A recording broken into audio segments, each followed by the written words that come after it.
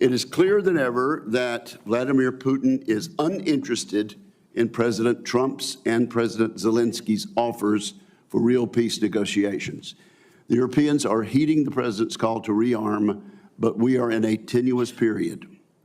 A precipitate withdrawal of U.S. forces from Europe could undo all that progress.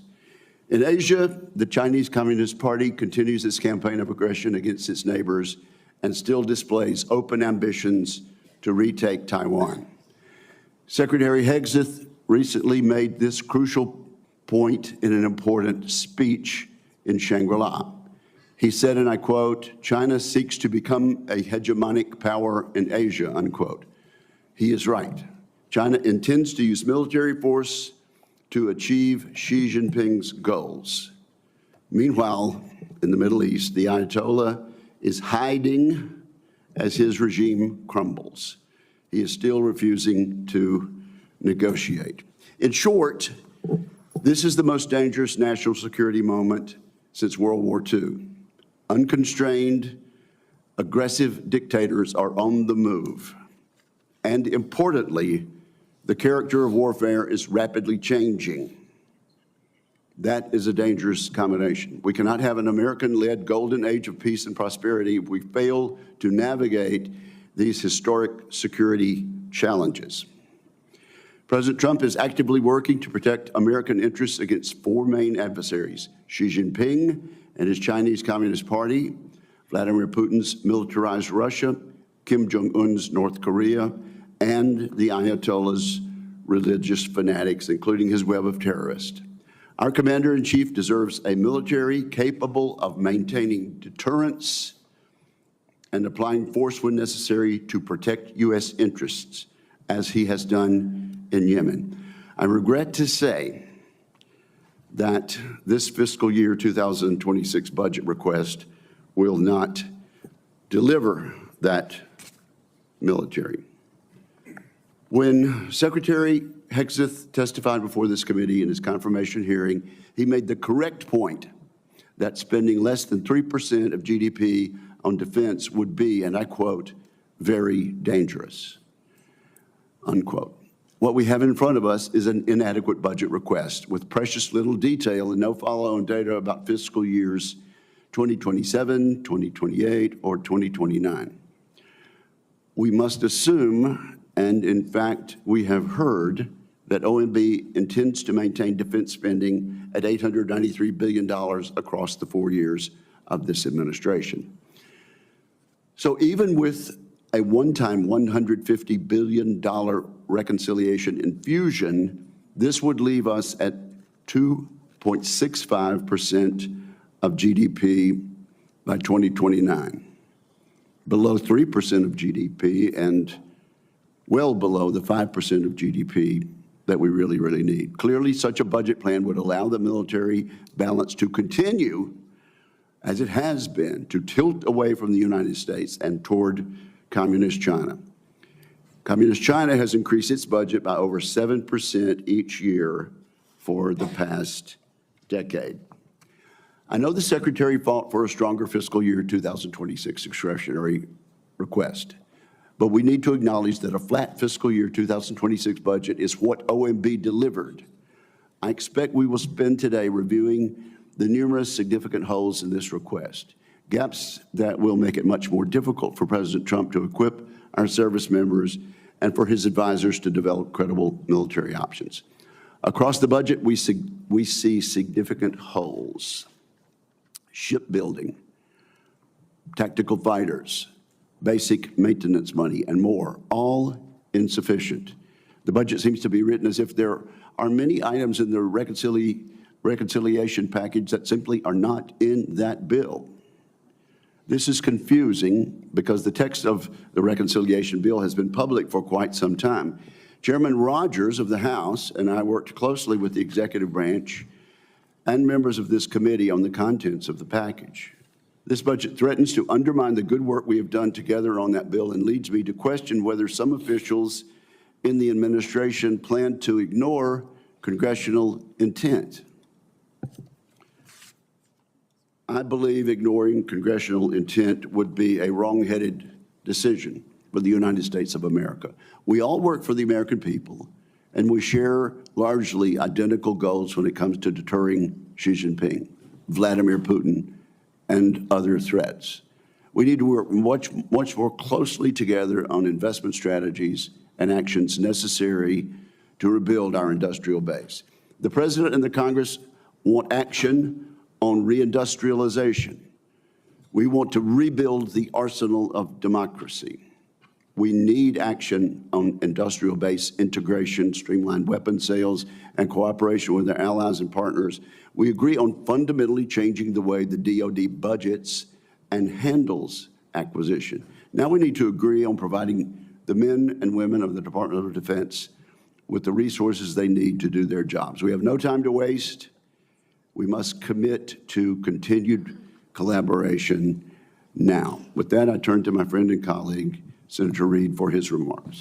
Well, thank you very much, Mr. Chairman. Mr. Secretary, General Kane, Ms. McDougall, welcome. Mr. Secretary, as the Chairman has said, this is a dangerous moment. As we speak, missiles are striking cities across Israel and Iran, threatening to ignite a regional war. There should be no doubt that for the safety of the United States and the rest of the world, Iran cannot acquire a nuclear weapon. However, Prime Minister Netanyahu's decision to preemptively launch a war with Iran against the urging of the President threatens the stability of the entire region and the safety of Americans stationed there. The Trump administration must take urgent steps to prevent a wider war. Mr. Secretary, I would ask you to be crystal clear this morning about the administration's posture toward Iran. More broadly, Russia continues its bloody assault on Ukraine, unmoved by President Trump's negotiating tactics, and China is threatening our allies in the Indo-Pacific as America once again redirects its attention to the Middle East. This is a moment that requires leadership, expertise, and competence from the Department of Defense.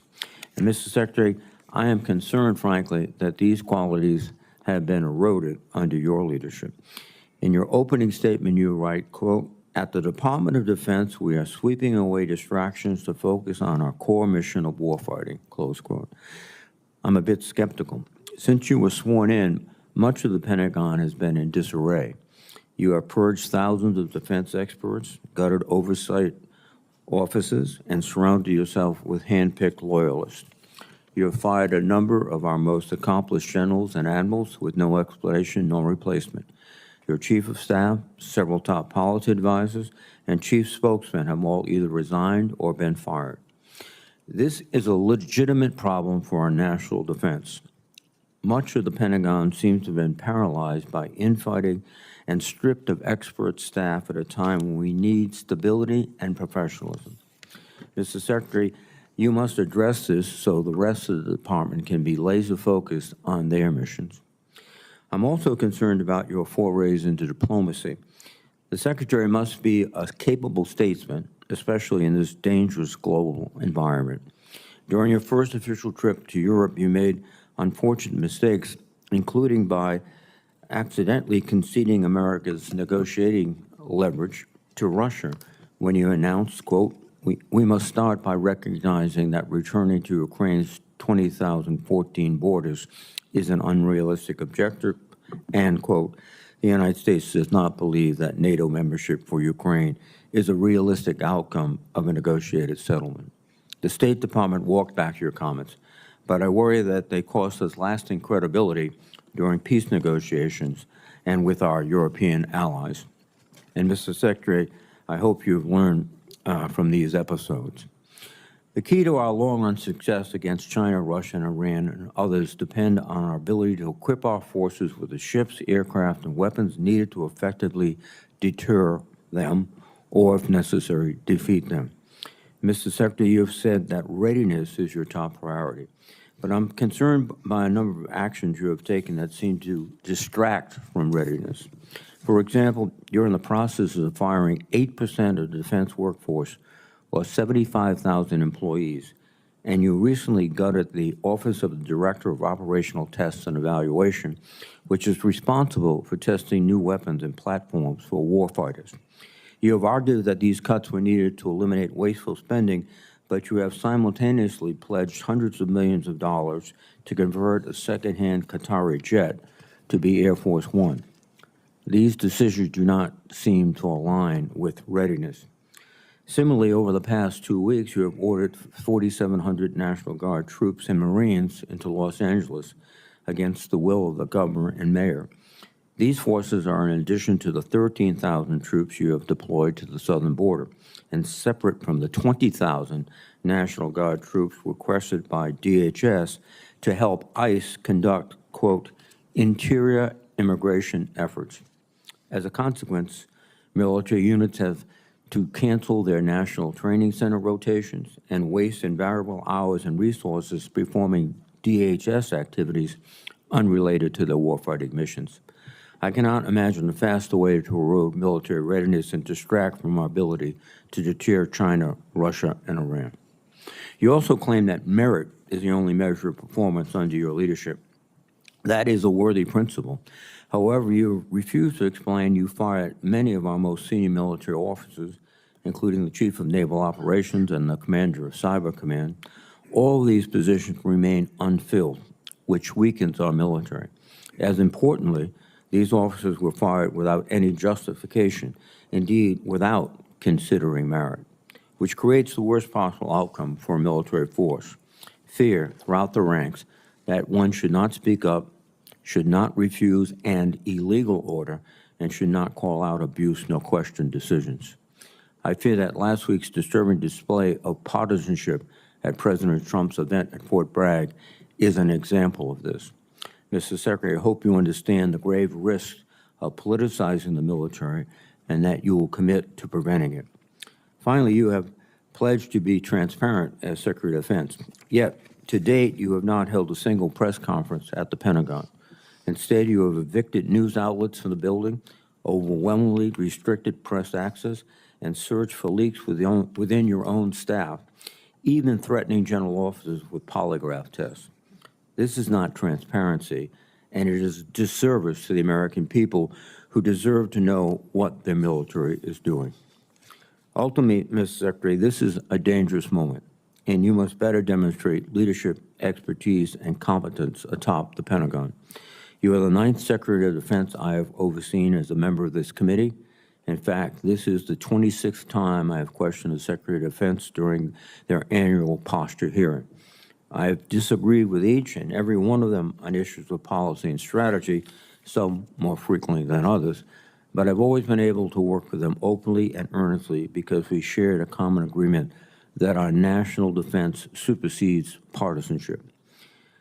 It's disappointing so far that we have not been able to establish such a relationship with this committee and with your department.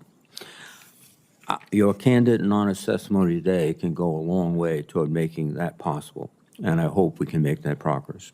Thank you, Mr. Chairman. Thank you, Senator Reed. At this point, we'll ask our witnesses to summarize their testimony in 5 minutes or shorter. We begin with Secretary Hegseth. Sir, welcome to the committee. Well, thank you, Mr. Chairman. Ranking Member Reed, distinguished members of the committee, we appreciate the opportunity to testify in full support of President Trump's proposed fiscal year 26 budget for the Department of Defense. I'm honored to testify alongside General Dan Kane, Chairman of the Joint Chiefs, and Bryn McDonald, who's performing the duties of DOD's Comptroller and Chief Financial Officer. We are also very proud to represent our warriors and their families. And today, as they do every day, they're keeping our country safe. They're defending our homeland. They're standing up to communist China. They're working hand in glove with our allies and partners. They are achieving peace through strength. I'd like to start by thanking this committee and Congress for your bipartisan leadership to give our troops a big pay raise in 2025. That includes an additional 10% raise for our junior enlisted service members E1 to E4. Thank you for supporting our initiatives that improve quality of life for our warriors and their families. Things that include making historic investments. This budget makes historic investments in living conditions, in barracks, in base housing. This budget reforms the PCS process to reduce the cost and stress of moves for families. We've already seen changes there. And we improve the quality of care provided by our defense healthcare system.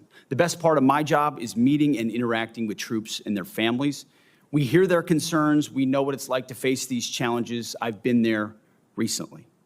Each of these initiatives responds to feedback that we've gotten from the force. We are listening, and we are always looking for ways to improve quality of life for those who serve. Under President Trump's leadership, this budget puts America first and gives our warriors what they need. The $961.6 billion budget request, more than $1 trillion for national security, will end 4 years of chronic underinvestment in our military.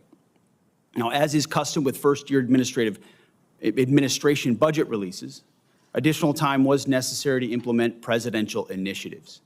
So in the last 4 months, we've moved quickly to reverse course after 4 years of weakness and mismanagement. We found nearly $30 billion in savings across the department. And this savings, if you add this savings to our overall budget, we're increasing the DoD budget in 2026 by $143 billion. We do that by killing wasteful programs, targeting bureaucratic excess, and redirecting funding from Biden-era priorities to President Trump's priorities. We're working with the Department of Homeland Security to increase border security, to reduce China's malign influence in the Western Hemisphere, to defend freedom of navigation in the Red Sea. However, as we would all acknowledge, there's more work to do. I've got 3 core priorities in the department: restore the warrior ethos, rebuild our military, and reestablish deterrence. First, we're restoring the warrior ethos. President Trump has charged me to focus relentlessly on warfighting, lethality, meritocracy, standards, and readiness, and that is exactly what we're doing. We're setting standards that are high, equal, and unwavering. DEI is dead.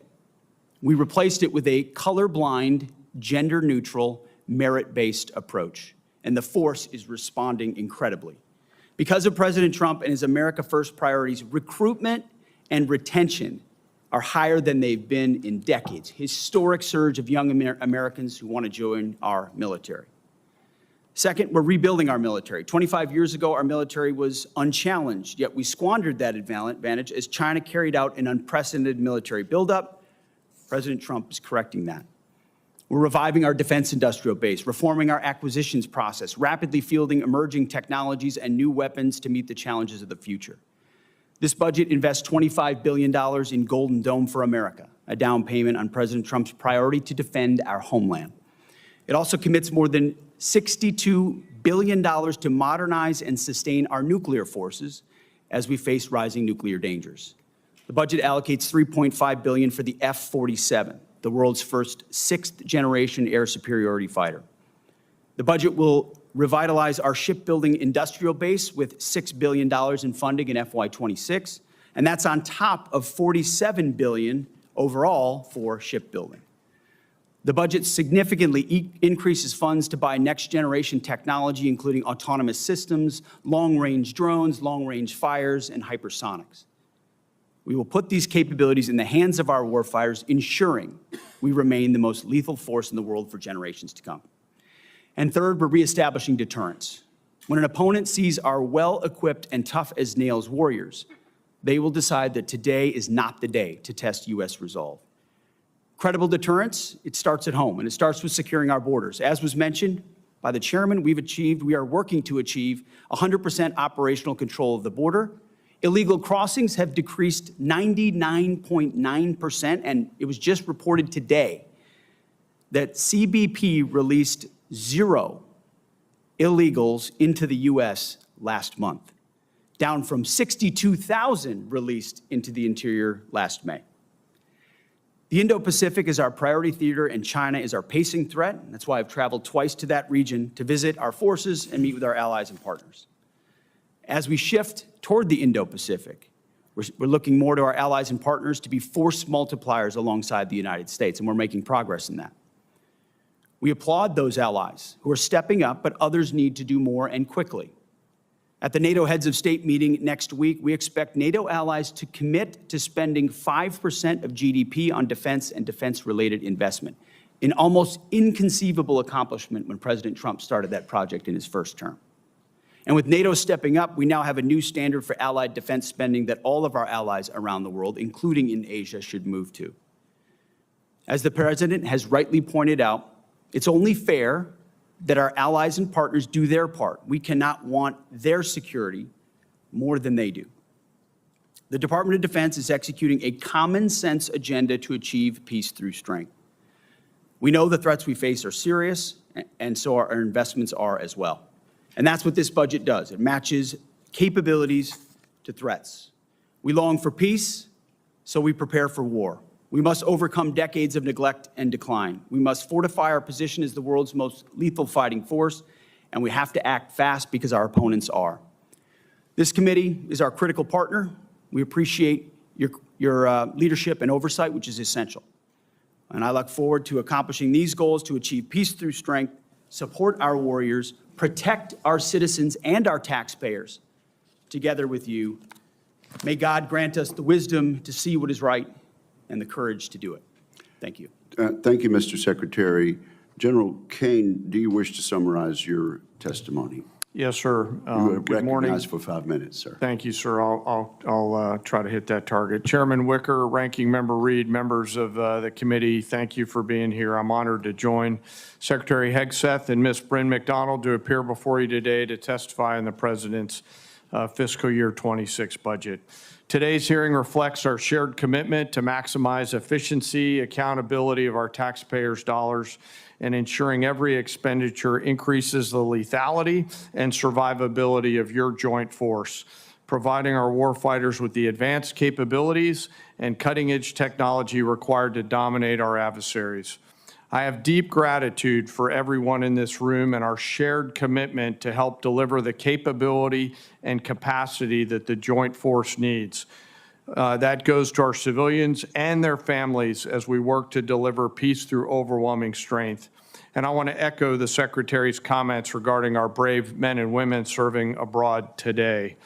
It's my responsibility as chairman to understand, advise, and integrate our joint force to confront and manage the risks worldwide. This demands a comprehensive understanding of every domain, across every service, and across every region, across all time horizons. It also requires making and advocating for difficult decisions that prioritize the finite taxpayer resources that we have in order to ensure the greatest impact and capability for our warfighters. The President's budget enables the joint force to defend our great nation from adversaries seeking to do us harm. And we're relentless in the pursuit of innovation and technologies that allows us to hopefully deter, but if need be, win on battlefields of the future. This budget empowers the joint force to get after the Secretary's 3 pillars: restoring the warrior ethos, rebuilding our military, and reestablishing deterrence, and ensures that the joint force is properly armed, globally integrated, and ready to go. The President's budget invests in our warfighting capabilities to win, as I said, on the battlefields of the future. We must be properly armed with the right capabilities, lethal, modern, reliable, survivable, and at scale in order to win. Victory requires people and platforms that overmatch the enemy's systems and work under the harshest conditions to ensure our decisive edge. This budget gives the necessary tools to reinvigorate our national and defense industrial base. Our nation is full of incredible talent, and we need to unlock every bit of it. This budget also helps us become more globally integrated, which is one of my main jobs. We are in the joint force relationship entrepreneurs, working together with the military, but also with our allies and partners, the interagency and industry, to make sure that we're connected before crisis or conflict.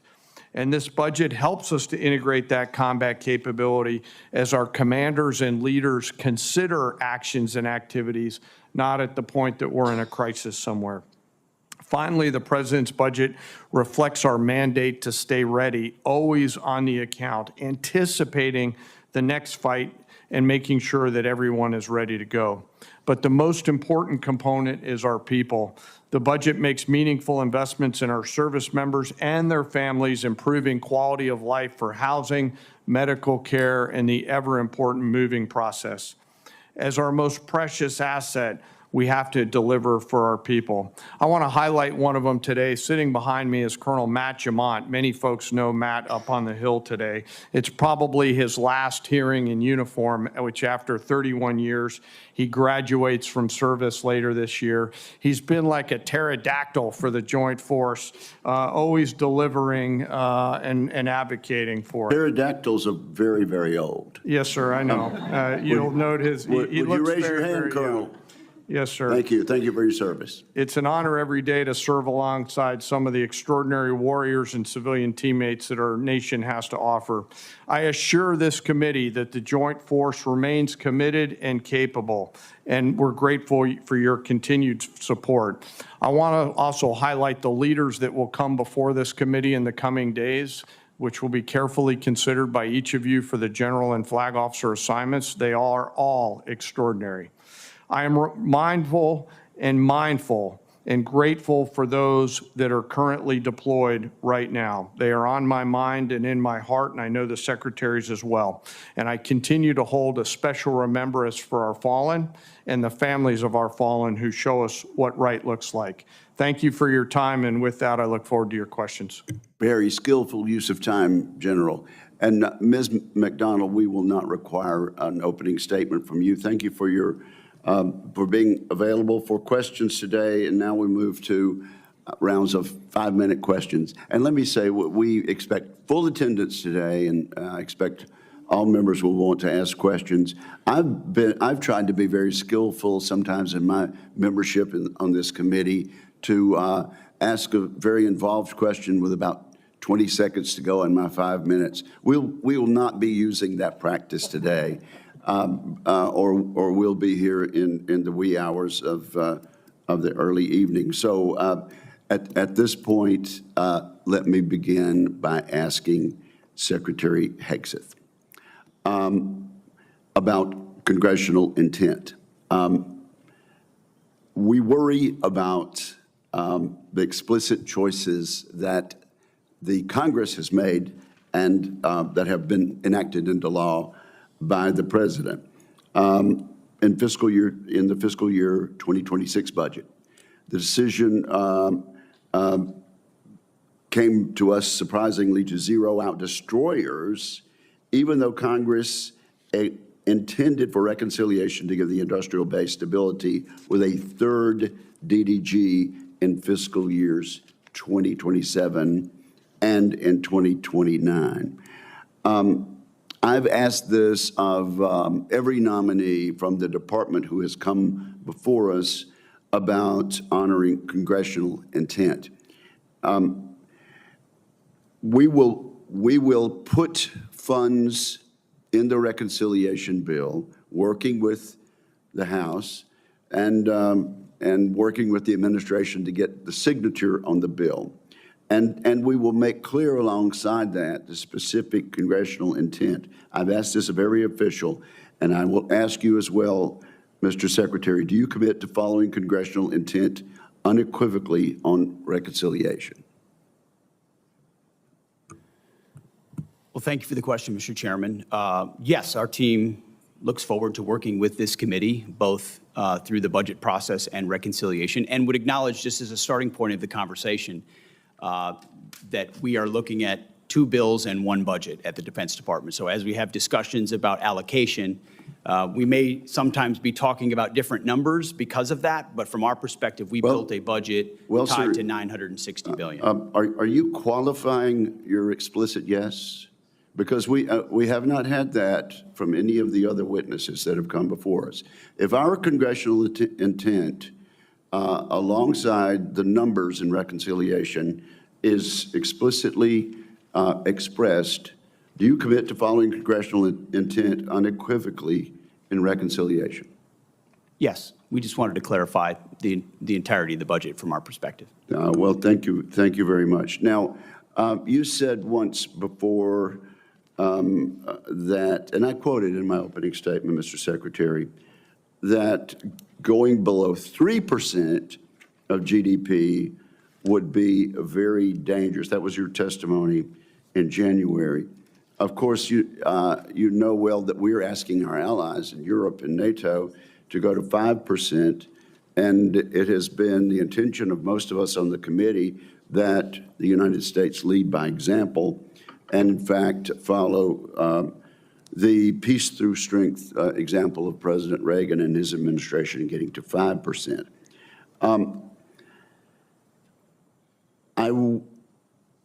I understand that if you put reconciliation and the budget requests together for this year, it exceeds 3%. But if we go back to that same baseline for the next 3 years after that, we'll be under 3%. We intend to fix that. But do you still agree that going below 3% would be a, quote, very dangerous, unquote, choice? Yes, sir, and so does the President of the United States, which is why this budget increases from FY25 13%, puts us at 3.5% of GDP on defense, and we feel like is a generational increase in defense capabilities. And when you add that alongside the $30 billion we've already found in savings and repurposed, that's where I get to the $143 billion in additional spending in defense, which we think is substantial. And you agree then, Mr. Secretary, that in future years, it would be very dangerous to go below that 3%? As I said in my remarks, we're going to match our budget to threats. And so, yes, in the future, we anticipate threats like we have today. And so I would anticipate a robust budget in the future. Yes. Would you please be kind enough to answer my question? Would going below 3% in future fiscal years be, quote, very dangerous, unquote, as you said in your statement in January? Yes, sir, and I believe the President of the United States definitely feels the same way. Thank you, sir. Senator Reid. Thank you very much. And I yield back 5 seconds. I'll take those 5 seconds. Oh, no, sir. No, that's not the way it works. First, let me apologize to Miss McDonald, who I said was Miss McDougal. You're Irish, right? My husband is, yes, sir. Well, that's good enough. Thank you. You were Scotch for a few minutes, but I apologize, ma'am. And, Mr. Secretary, you have fired a number of general and flag officers, and you clearly have the authority to do that, but there was no cause given, and it's also deeply concerning. It's taken a long time to appoint successors. I understand that today you announced that the nominee for CNO will be Admiral Darrell Caudle. Is that right? Yes, sir. Well, we still have many of these positions open, including the U.S. Cyber Command, which is absolutely critical. Do you believe that these lack of nominated leaders are affecting our warfighting abilities? Sir, I believe we all serve at the pleasure of the President. And in every single position, we're looking for the right man or woman to fill that role, to execute on behalf of the missions of this department. And we're doing it expeditiously in every case. Again, do you have any anticipation of when we'll receive the nominee for Cyber Command? Sir, as I mentioned before, we have a very capable deputy at Cyber Command who has taken the helm. So it's not as if it's without leadership, very much so. But we are, as recently as yesterday, had a high-level discussion of exactly what that will be. Mr. Secretary, in your opening statement, you stated, at the Department of Defense, we are sweeping away distraction to focus on our core mission of warfighting. However, since your confirmation, your office has been consumed by high turnover and disarray. At least 3 senior aides were fired and subsequently investigated for leaks, alleged leaks to the press. Your first chief of staff has since left his position, and to the best of my knowledge, that position is vacant. The Inspector General is reviewing your use of Signal app to send sensitive information pertaining to military operations in Yemen. not only to senior government officials, but to your wife, your brother, and your personal lawyer. Finally, according to press reports, you have threatened polygraph tests against senior members of the military. As I said in my opening statement, this is a dangerous world. You know that.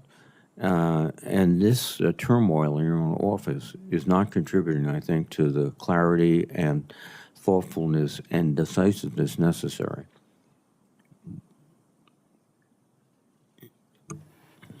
Sir, I would just say the media loves sensational headlines that are not connected at all to reality. If you look at the execution of our office and what we've done on the president's priorities, I'm very proud of what we've been able to do in 140 days. And when you move fast to reestablish deterrence and restore a warrior ethos and rebuild the military, it's going to come with some changes. But when you look at the leadership structure, both in uniform and on the civilian side of the Defense Department, it's as strong and capable as it's ever been.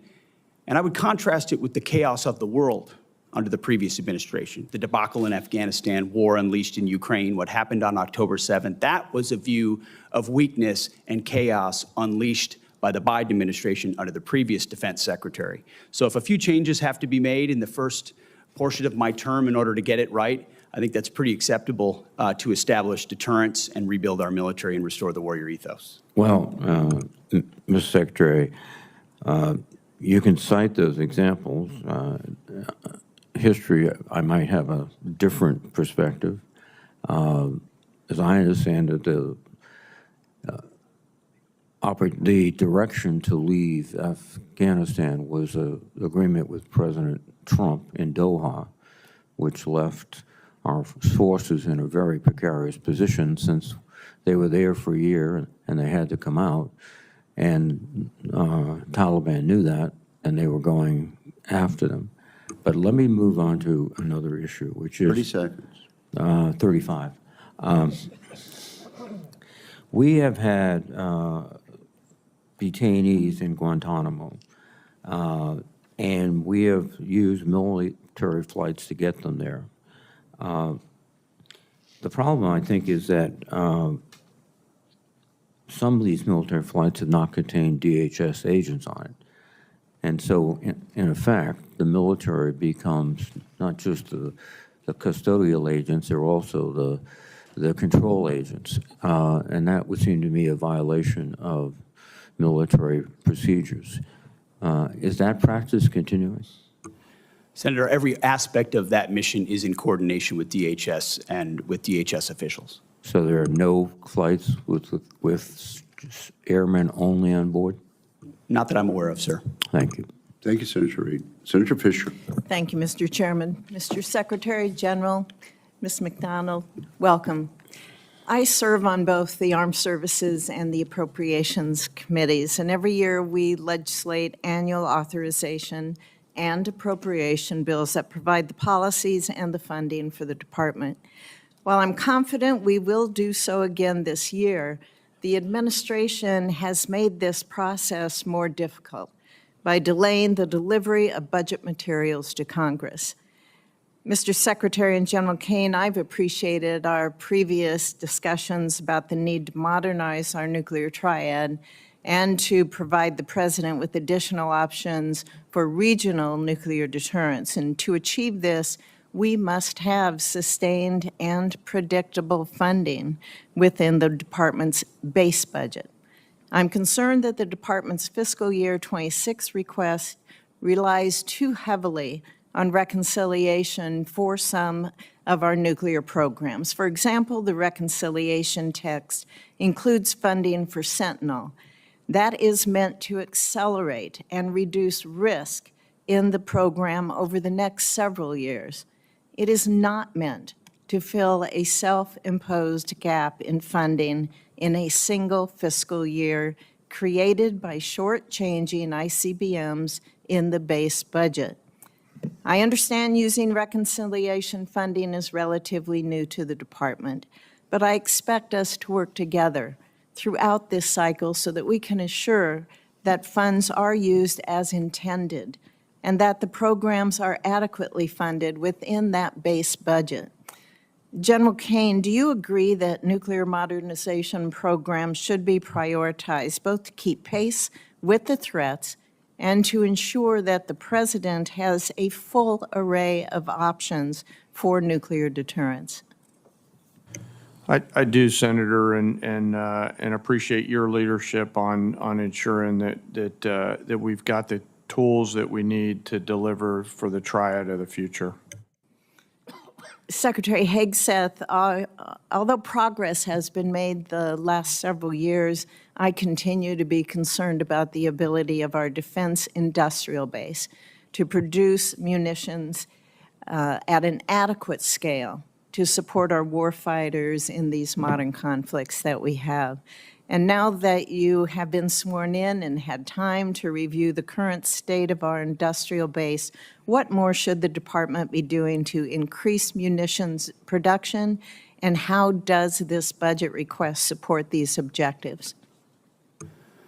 Senator, it's a great question. We should be doing everything we can, which is precisely what we are doing at the very highest levels, from myself to the Deputy Secretary of Defense with industry. This budget is a 45% increase in the defense industrial base.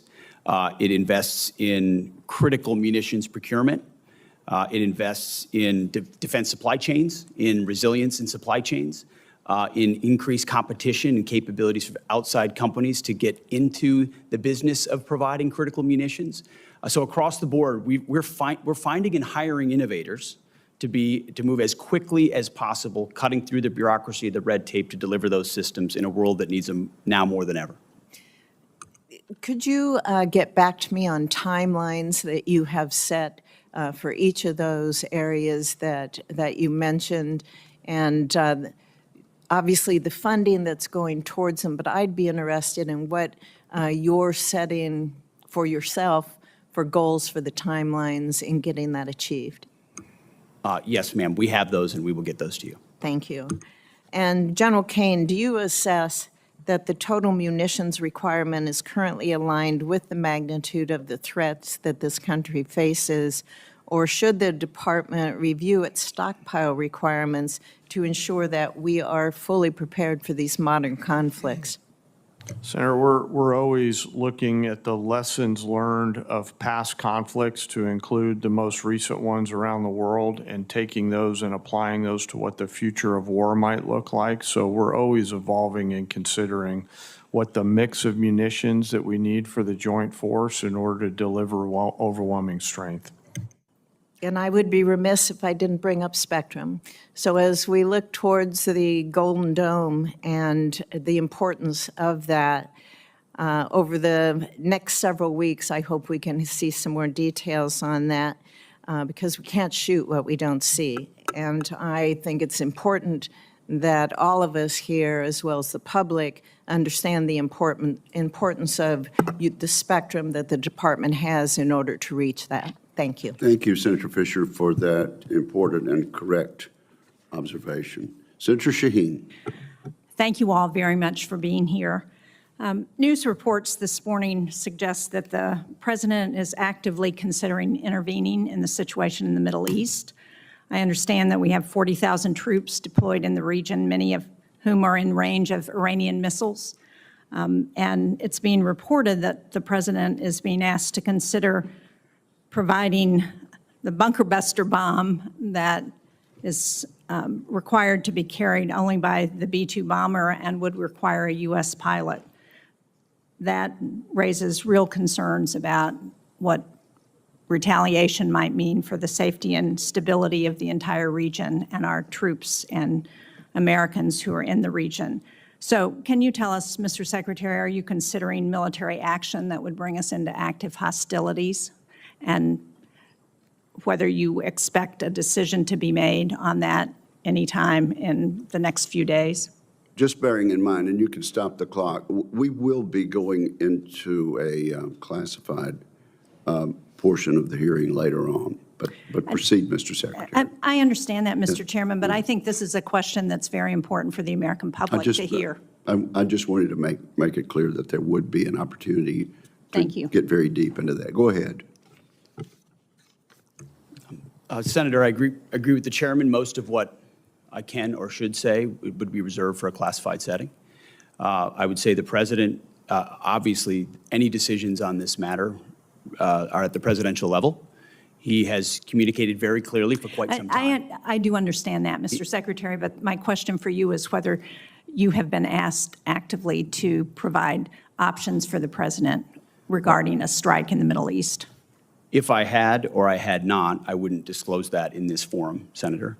My job, our job, Chairman and I, at all times, is to make sure the president has options and is informed of what those options might be and what the ramifications of those options might be. I appreciate that. You Thank mentioned you. the troops in the region. With I maximum expect- force protection at all times is being maintained. I would hope that as soon as consideration about action is determined, that the public will be informed about that. 6 of us on this committee just returned from the largest air show in the world. At that, it was very impressive to see the innovation and technology from our industry on aerospace. And one of the concerns that I heard from many of the companies that I talked to was about the potential to partner with our allies and partners for innovation, for co-production. And one concern I heard was about the proposed review of the AUKUS agreement. That's after the Australian government has already contributed $500 million to our submarine industrial base, and American and UK shipbuilders have made capital investments to support the increased demand. So do you disagree with the position that President Trump has taken about AUKUS, that we should move forward? And what is the review expected to produce? Well, Senator, I think reviews are always prudent, but those reviews actually come after conversations I've had with the Minister of Defense, Healy, in the UK, and Marles in Australia. Long personal conversations about the status of this arrangement, both aspects of it. So we are reviewing it because that's what the Defense Department ought to do to make sure it fits the priorities of the president, and that our defense and shipbuilding industrial base can support, ensure that we're clear on all sides of that, on either pillar. And then on pillar 2, identifying specifically the ways we can work together most meaningfully to co-produce with our industrial base munitions or other capabilities that would be most applicable to the threats we face. But do you agree that it's important to increase the capability of our nuclear deterrent in the Indo-Pacific, and that AUKUS is one way to do that? I do, and working through Thank you. AUKUS as a That's- possible avenue for that is a good thing. Last week, Mr. Secretary, during the SAC-D appropriations hearing, you reaffirmed the need for an exemption for the Portsmouth Naval Shipyard to your hiring freeze. Senator Collins asked you a very relevant question on that. And since Senator King and I share that shipyard, I'd like to ask you again, because we have not yet heard anything from you or from the Office of Personnel Management about how they're responding to this. DOD has told us that the Office of Personnel Management needs to review every single new hire one by one at a time, when we need 550 people every year just to keep up with the Navy's demand for maintenance and on its nuclear submarines. So will you commit to talking to OPM on this issue? Thank you. Yes. Thank you, Senator Shaheen. Senator Cotton. Welcome, everyone. Thank you for your testimony and, more importantly, your service. Secretary Hegseth, the president at a press gaggle just now at the White House said of strikes against Iran, to Senator Shaheen's question, I may do it, I may not do it. I mean, nobody knows what I'm going to do. You had referred to these questions as presidential level decision, is that right? And I think that's always true. Advisors advise and presidents decide. But it's your job to have contingency plans for everything that the president may or may not decide. Is that correct? That is correct. And no one should be surprised or scandalized that the Pentagon has lots and lots of contingency plans. Senator, our job is to have contingency plans. It's like in Armageddon, Billy Bob Thornton's character Truman, speaking of NASA, could have been speaking of the Pentagon. You're geniuses. You're just thinking stuff up, and you got people in another room backing them up. Is that right? We plan. Thank Senator. you. And although it's true in every part of the government, it's probably no more true in your department that it's a presidential level decision. This is the president's core constitutional responsibilities as the commander-in-chief. I mean, it's important what he does with labor and HUD and the rest, but as the commander-in-chief, it's the most important role he has, and therefore you're the department where you take the most direct guidance from the president. Everyone in the department has to support the president's decisions once those decisions are made, correct? Correct, Senator. As I've said, there's only one person that was elected president of the United States. Yeah. And the American people elected him to make these decisions on their behalf. And if and when those decisions are made, the department is prepared to execute. And I know that you welcome and have robust policy debates in the department, and no doubt you have very differing views on many questions, whether it's what to do with Iran or what kind of aircraft or ships we need to build or what the quality of commissaries are on our bases, and that's welcome. You need that kind of robust debate to make the right recommendations. But once the president's decision has been made on any question, that's final, right? That's your standard? The president welcomes, I've watched it in real time, views on all issues from all aspects. But yes, once those have been represented, intelligence is represented, options represented, upsides, downsides, threats, of course, when the president makes a call as the commander-in-chief, we will execute. Well, Thank you, because I know there was some controversy earlier this year inside the department, and not everyone seemed to be on the same page that you and the president are after presidential decisions had been made, and you had to make some tough decisions there. And I commend you for those decisions. I think you did the right thing. You have to make sure that everyone stays on the same page and everyone supports presidential decisions. One decision I also want to call out, since we haven't spoken about it here, and I'm not sure we will, and I want to commend you for as well and commend your team, is the redesignation of base names for Army bases.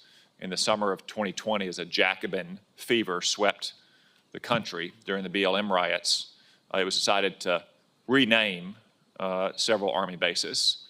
To be honest with you, I think most soldiers serving those bases didn't even know who they were named after. They just had fond recollections for decades of their time at Fort Benning or Fort Bragg or other places. And I think now you've completed the effort to redesignate those names, those bases, to the names that so many generations of soldiers served at for new American heroes. Is that right? Yes, all of the previous names for the U.S. Army installations have been returned. Well, thank you. I think that was an inspired approach. It complies with the law. It teaches a new generation of soldiers about those who went before them, and I hope the matter is settled. I especially want to commend you for Fort Gordon, named after Gary Gordon, one of two Delta operators along with Randy Shugart, who willingly laid down their life in the Battle of Mogadishu to protect their buddies, not even in the battle at the time, and against commanders' repeated wishes until they pestered the commanders finally to let them get on the ground and protect those soldiers on the ground and lay down their life. I think that was an inspired choice. One final question. You'd said that everything needs to be on the table to address our munitions crisis. We all agree on this committee. We all have been working hard for many years on that. Private industry is very important, but you have your own organic industrial base, ammunition plants, arsenals, depots. That's included in everything, right? That we need to look at every possible source to address every potential choke point in our munition supply chain. Every possible source. Thank you. General Kane, you agree with that, I presume, that our organic industrial base, especially the arsenals and ammunition plants and depots, are a solution to this problem, not a part of the problem or a relic of the past? I do, sir, and I'm aware of your letter to the Army on that matter, which I know they're looking at. Okay, thank you. Thank you. Thank you very much, Senator Cotton. Senator Gillibrand.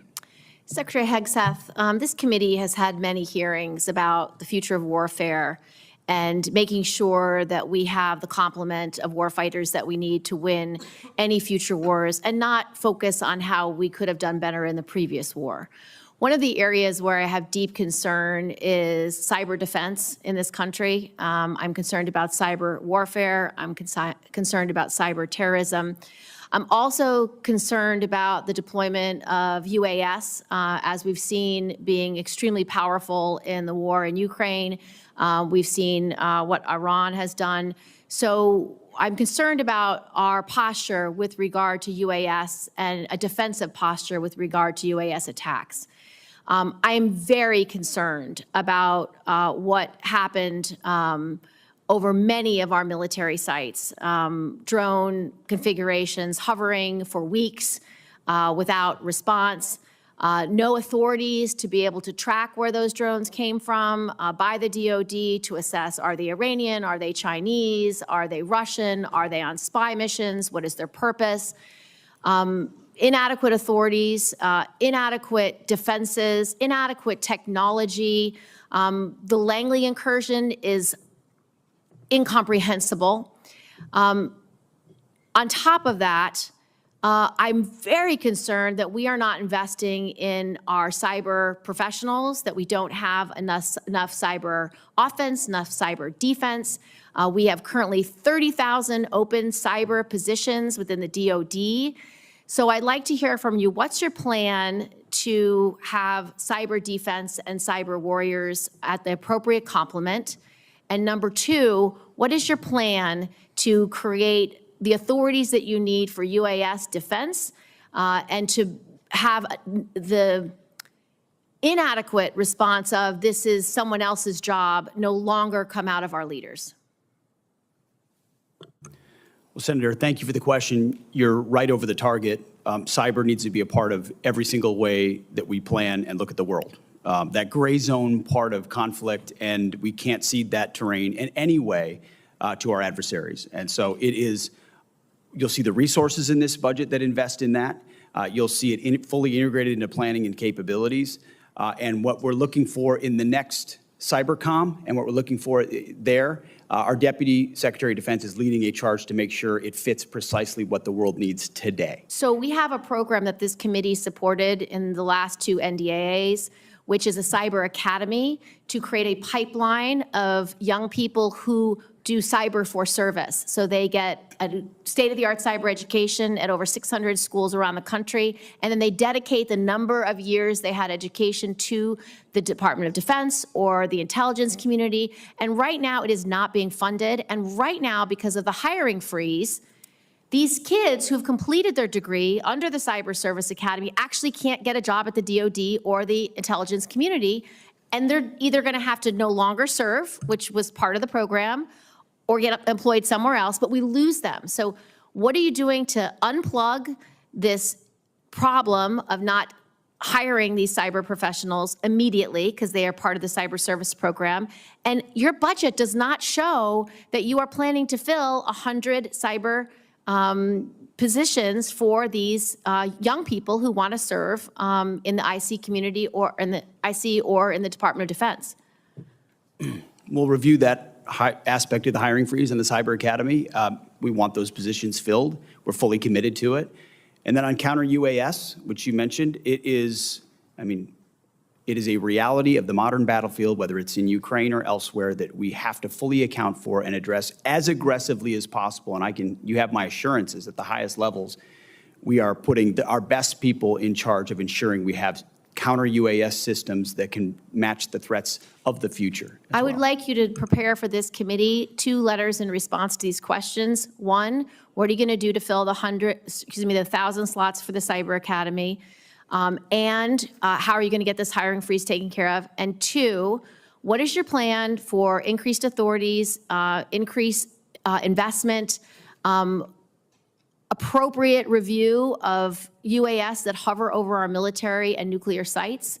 So this committee has a fulsome response from your whole team about how you will address these 2 problems.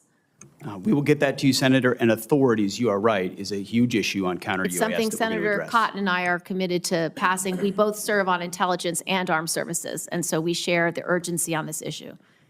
And so, Mr. Secretary, you'll submit those letters for the record. Thank you, sir. Thank you, Senator Gillibrand. Senator Rounds. Thank you, Mr. Chairman. To all of you, first of all, thank you for your service to our country.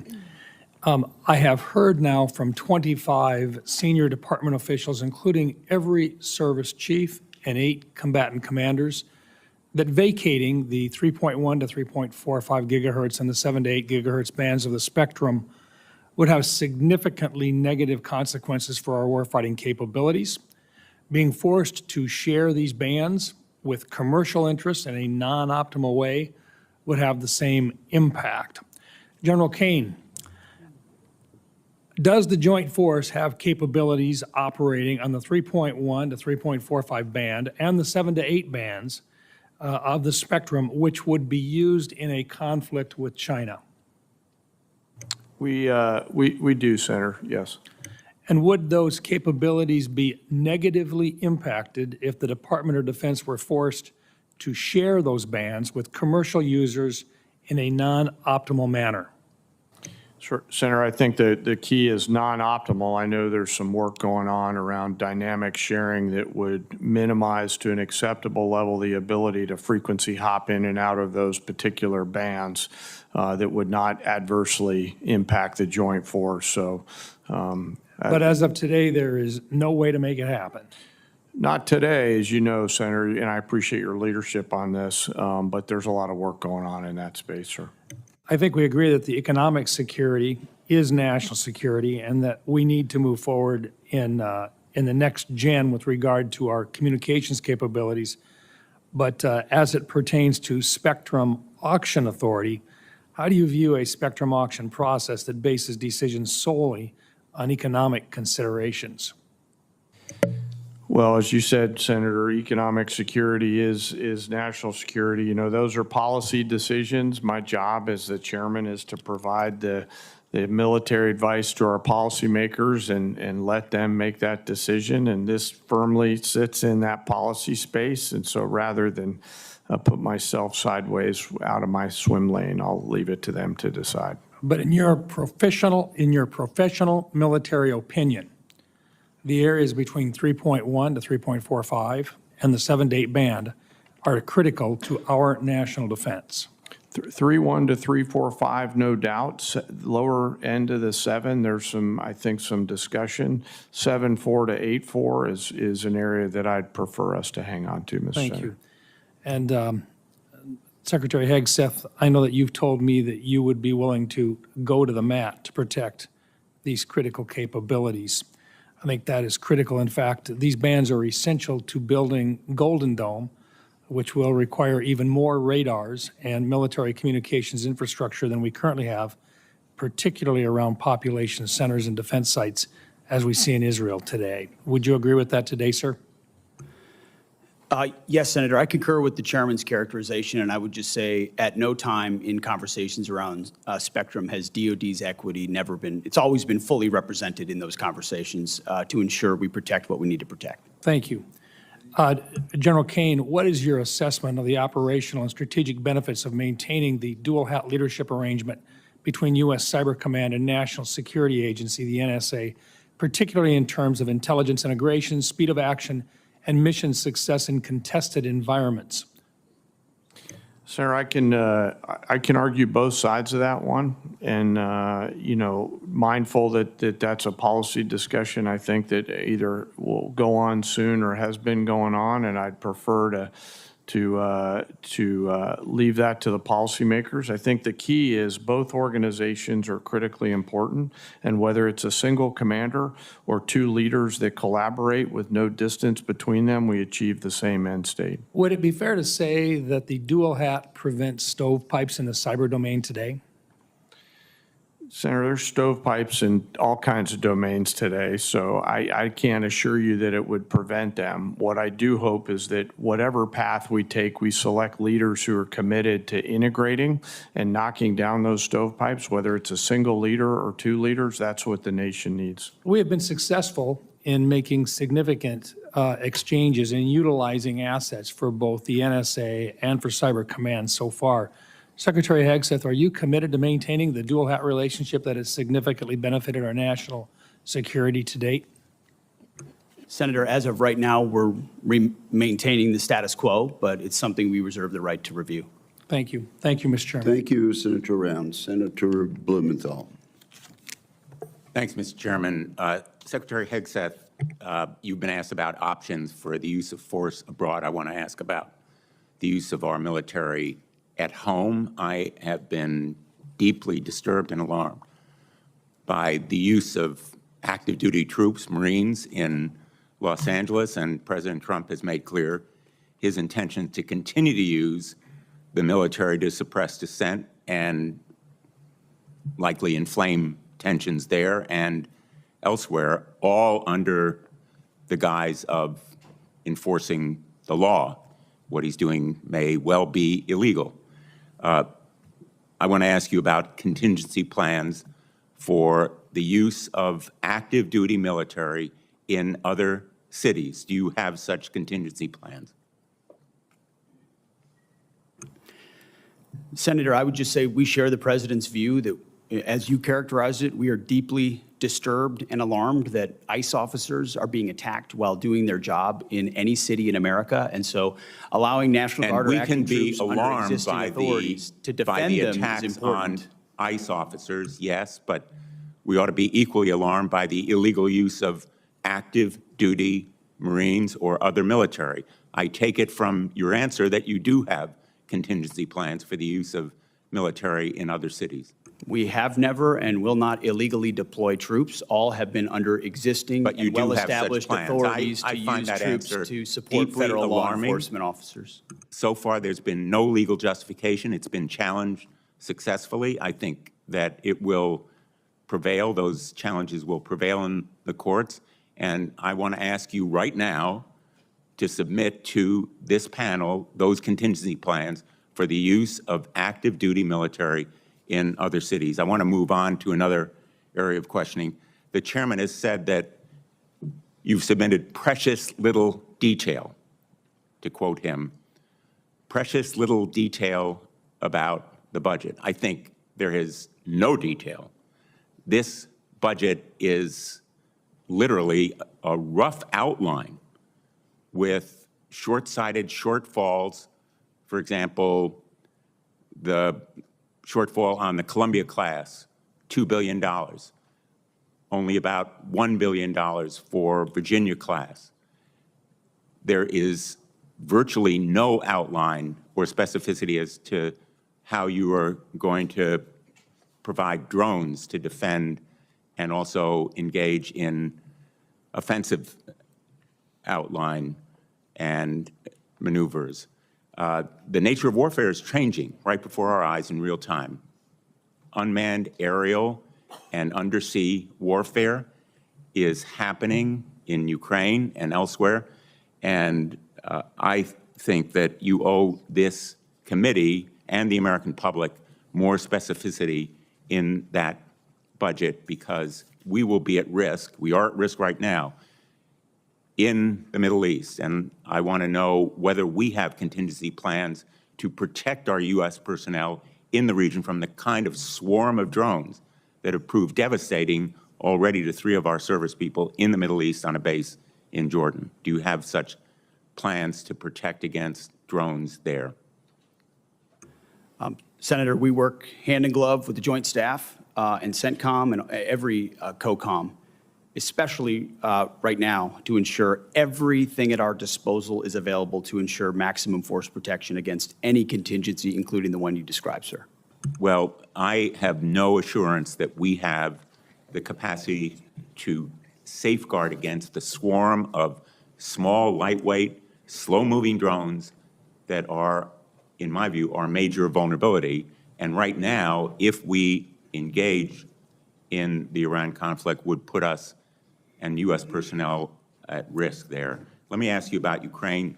I've just returned from my 7th trip to Ukraine. I am the advocate, chief sponsor with Senator Graham in the Russia sanctions bill. You said that the United States and the ranking member cited it, that we must start by recognizing that returning to Ukraine's pre-2014 borders is an unrealistic objective and will only prolong the war. My question to you is, when will you release the PDA $4 billion in equipment that Ukraine desperately needs? It's sitting there. Ukraine deserves it. When will it be released? We're aware of PDA 75, and that is a decision we can make in the future. My time has expired, but I Thank you. don't consider that answer adequate. Thank you, Senator Blumenthal. Senator Ernst. Thank you, Mr. Chair, and thank you, Secretary, and thank you, Chairman, for being here. Ms. McDonald, I'm actually going to have a question for you. So thank you very much for being here. And I know that Iran is on our minds right now. And Secretary, I'll just pose a very quick question to you. October 7th, 2023, Hamas attacked Israel. Who is the primary funder of Hamas? Senator, it is Iran. And who is the primary sponsor then that provides them with the weapons that they use to attack Israel? Same answer, ma'am. And maybe our public is not aware, but 43 Americans lost their lives on October 7th at the hands of Hamas, which is an Iran-backed terrorist organization. 43 Americans. We never talk about it, folks. I heard nothing about this in the Biden administration. So when there is question about whether it's appropriate for America to be engaged in the Middle East in defending Americans that live and work abroad, I think there's our answer. So thank you, Secretary. I'll start with the Secretary, then I'll come to you, Ms. McDonald. Secretary Hegseth, I do want to thank you because we've had many discussions about this. You have appointed Steve Erickson as the Executive Director of Force Resiliency, and he will oversee the department's Sexual Assault Prevention and Response Office, what we know as SAPRO. And he will directly report to you on the issue of sexual assault within our military.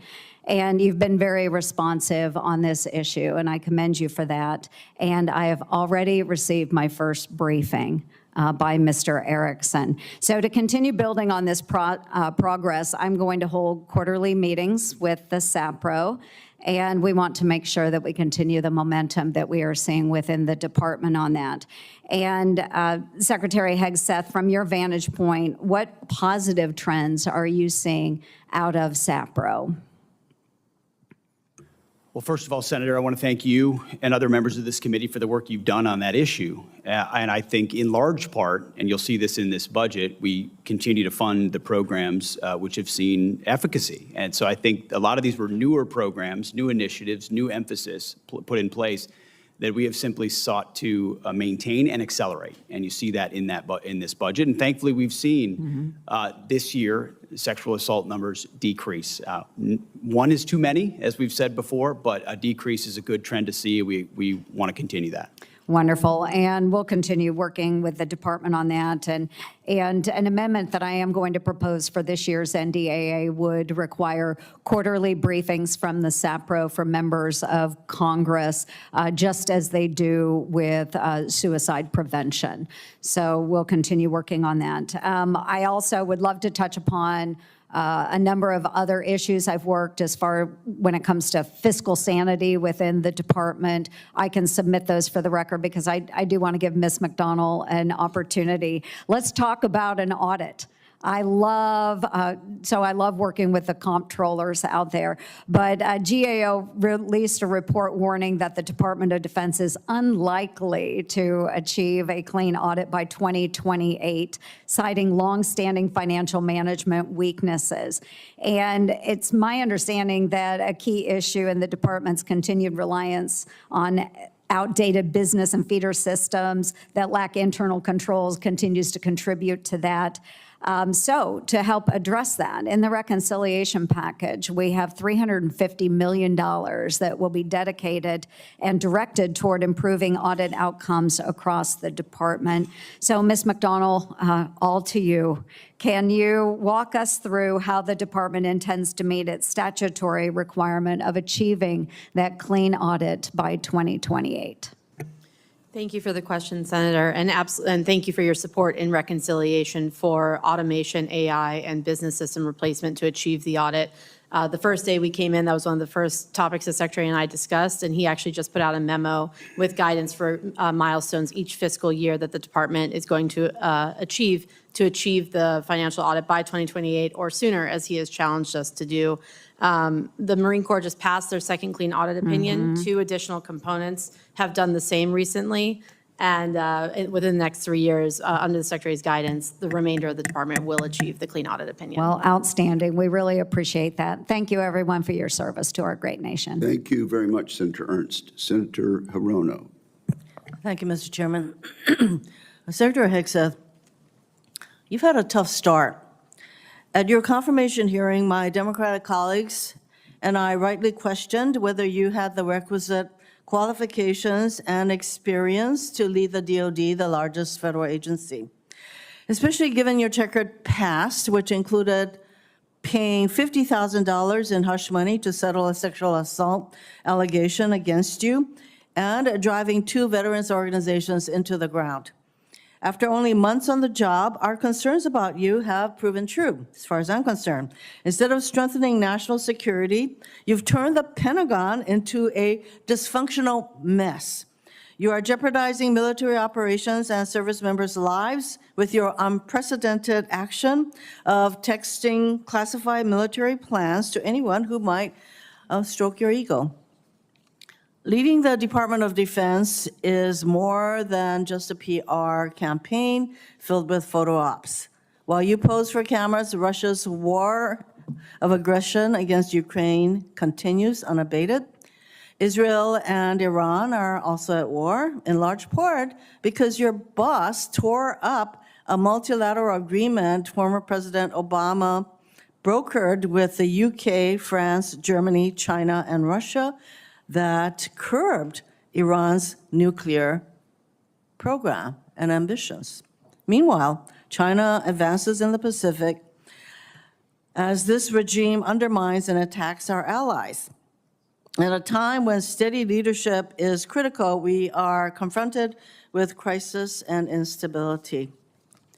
Mr. Secretary, close to 5,000 Marines and National Guards have been deployed to LA without the request or consent of the California governor or the Los Angeles mayor, Bass. Rather than calming the situation, this troop deployment is purposefully inflaming and escalates tensions.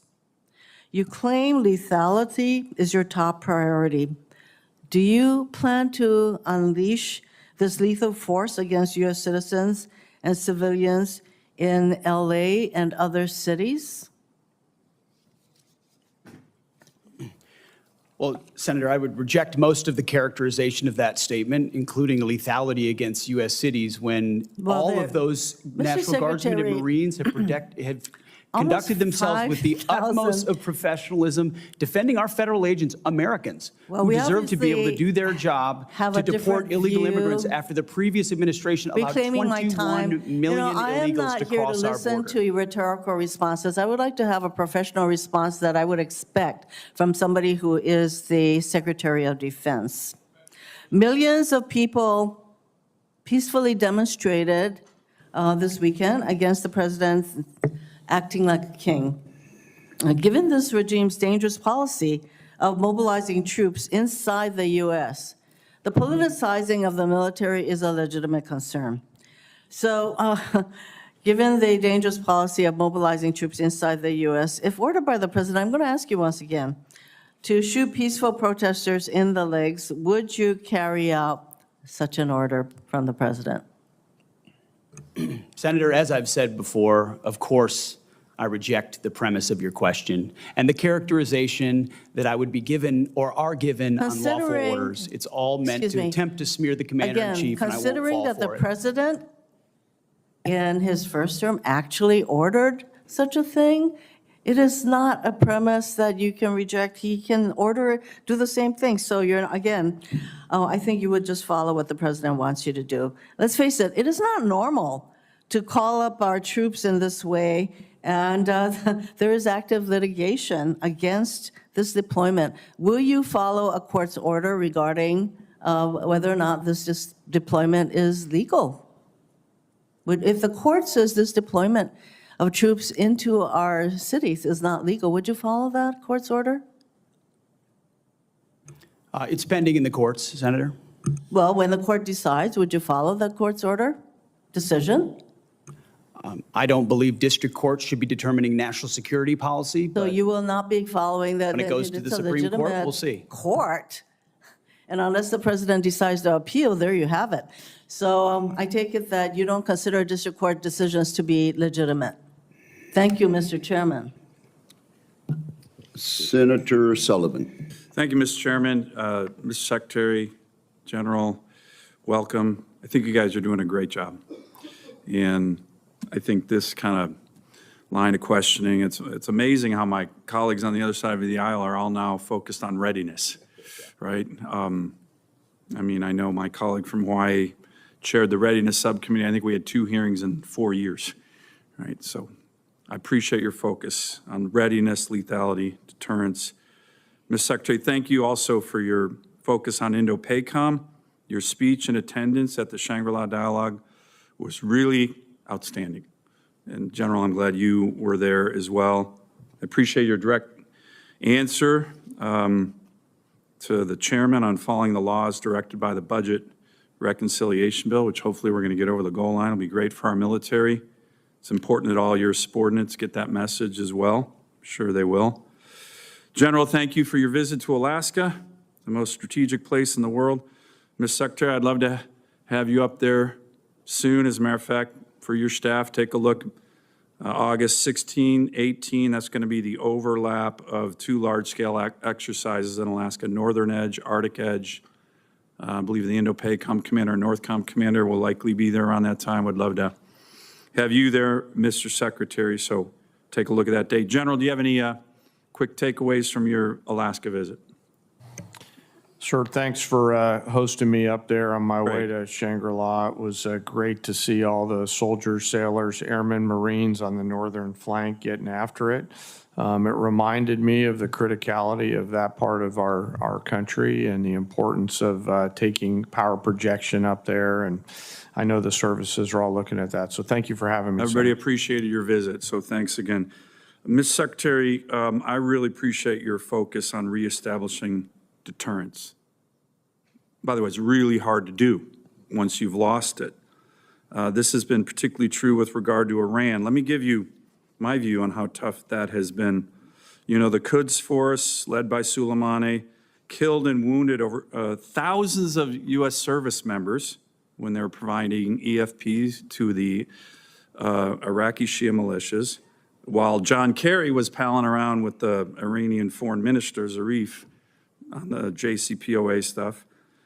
General, you might remember one of your great predecessors, General Dunford, in a hearing before this committee, said we had completely lost deterrence, that the Iranians thought they could kill American service members anytime they wanted, and they ended up killing over 600 and wounding over 2,000 with no consequences. That was General Dunford telling this committee. We regained deterrence under President Trump's first term with the maximum pressure campaign and, in particular, killing Soleimani.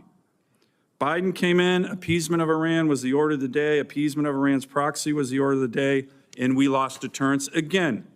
So much so that not only did he unleash the proxies, the Iranians, and fund them, but it was public knowledge that Iran was trying to assassinate senior U.S. officials, including Mike Pompeo and President Trump. Talk about losing deterrence.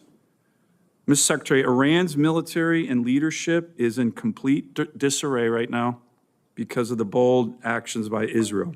Is this an opportunity now to once again, like we did in the first term of the Trump administration, reestablish deterrence against this terrorist regime by making sure one way or the other they never have the capacity to enrich or produce a nuclear bomb, a goal that President Trump has repeatedly emphasized? And again, I thank you for focusing on reestablishing deterrence. It's critical, and you're right. It's difficult to reestablish when you lost it, which we did under the Biden administration. We know right now that Tehran understands exactly what the president is saying. He set 60 days. The world can believe it, and the world cannot believe it. He set 60 days. They had an opportunity to make a deal. They should have made a deal. President Trump's word means something. The world understands that. And at the Defense Department, our job is to stand ready and prepared with options, and that's precisely what we're doing. So is this an opportunity now to reestablish deterrence the way it was done in the first administration? Senator, I think we already have, in many ways, in this environment, reestablished deterrence. The question is, in the coming days, what direction that goes. Finally, Golden Dome, we look forward to working with you. It was good to see you at the Oval Office. We have a great opportunity here. Presidential leadership, your leadership, budget reconciliation bill, $25 billion down payment. Senator Kramer and I will be introducing legislation with Senator Sheehy on this next week to firmly entrench our strategy. We've been working closely with DOD on Golden Dome in the law, and we look forward to continuing to work with you on that. Thank you, Senator Sullivan. Senator Kane. Thank you. Mr. Secretary, earlier this month, you announced a plan to change the name of 3 Virginia military bases to restore the names of Confederate-era generals on those bases. You researched to find brave American soldiers with the same last names, Lee, Hill, and Pickett, who had not fought for the Confederacy and declared that those Confederate adjacent names would be restored. The problem is that you had to strip away the names of 4 amazing people that the Pentagon and local communities had chosen to honor at the Virginia bases. Van Barfoot, he was a Mississippi native, Mr. Chair, who came to Fort Pickett in the early 40s to train for war. He fought all over Europe in World War II. He won the Congressional Medal of Honor for his bravery. Leading his platoon in southern Italy, he killed 10 of the enemy, captured 17 more, and escorted 2 wounded Americans 1,700 yards to safety under enemy fire. Stayed in the Army for another 34 years, seeing action in both the Korean and the Vietnam Wars, and being assigned as the Army liaison to the Virginia National Guard at Fort Pickett. Long after he retired, he maintained his tie to the fort and to the Virginia National Guard. I was at the naming ceremony, where this base, to which he had devoted much of his life, was named in his honor. His family was there, and they were so proud. Arthur Gregg served in the Army for more than 30 years, first African-American to reach the rank of brigadier general, first to reach the rank of lieutenant general, began as an enlisted, eventually decided to become a commissioned officer, went to Fort Lee for quartermaster training, quickly rose through the ranks as an instructor, even though he was not allowed to go to the officers' club because of the color of his skin. He finished his career in 1979 as the director of all Army logistics operations around the world. He stayed near Fort Lee in retirement, raised his family there, and was a continuous beloved presence until his death last summer at 96. He was actually at the renaming ceremony with his family in 2022 at this place that meant so much to him. Charity Adams. Charity Adams was an Army officer during World War II, the first African-American woman allowed to join the WACs. She was the commanding officer of the 6888th Central Postal Directory Battalion, a unique battalion composed primarily of African-American women making sure that American GIs in Europe got their mail during World War II. Our colleagues Jackie Rosen and Jerry Moran successfully passed a bill in 2022 giving the 6888 the Congressional Gold Medal. Charity Adams was the highest-ranking African-American woman in the military at the end of World War II. Her family was at the dedication of Fort Gregg Adams, named in honor of these 2 trailblazing logistics leaders. They were so proud. Finally, Mary Walker, the only woman ever to receive the Congressional Medal of Honor. She graduated from Syracuse Medical School in 1855. She tried to join the Union Army as a surgeon, was turned away because she was a woman. But the need was so great, she eventually got hired at a military hospital in Washington and then was deployed as an Army surgeon with the Army of the Cumberland and the 52nd Ohio Infantry, becoming the first female surgeon in the U.S. Army. She served all over Virginia, including the place where the base is now named after her. She frequently crossed battle lines to treat civilians and even treated Confederate soldiers. She was captured a prisoner of war in Richmond until a prisoner relief President Andrew Johnson gave her the Congressional Medal of Honor after the Civil War. Why did you decide that these 4 patriots were not worthy enough to have their names on a base? Well, Senator, as you know, this was never about the names of the bases they were renamed to. So you don't challenge the worthiness? Restoring all bases to their original name, because we're not about erasing history. Okay, you don't care about their military record. You wanted to restore the Confederate names. When you called the Gregg family to tell them that you were their dad's name was no longer going to be on the base, what was their reaction?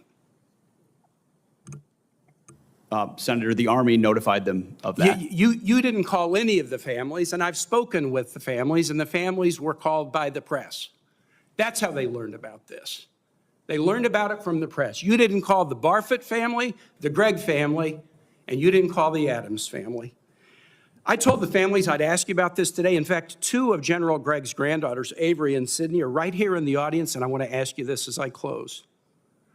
While you announced that these brave men and women's names would be stripped from the Virginia bases, no orders to that effect have been received by the base commanders. In light of the patriotic service of Van Barfoot, Arthur Gregg, Charity Adams, and Mary Walker, I'd like to ask you simply not to issue the orders changing the names of these Virginia bases. These families, my Commonwealth, are very proud of these heroes, very satisfied with these names, and ask you not to change them.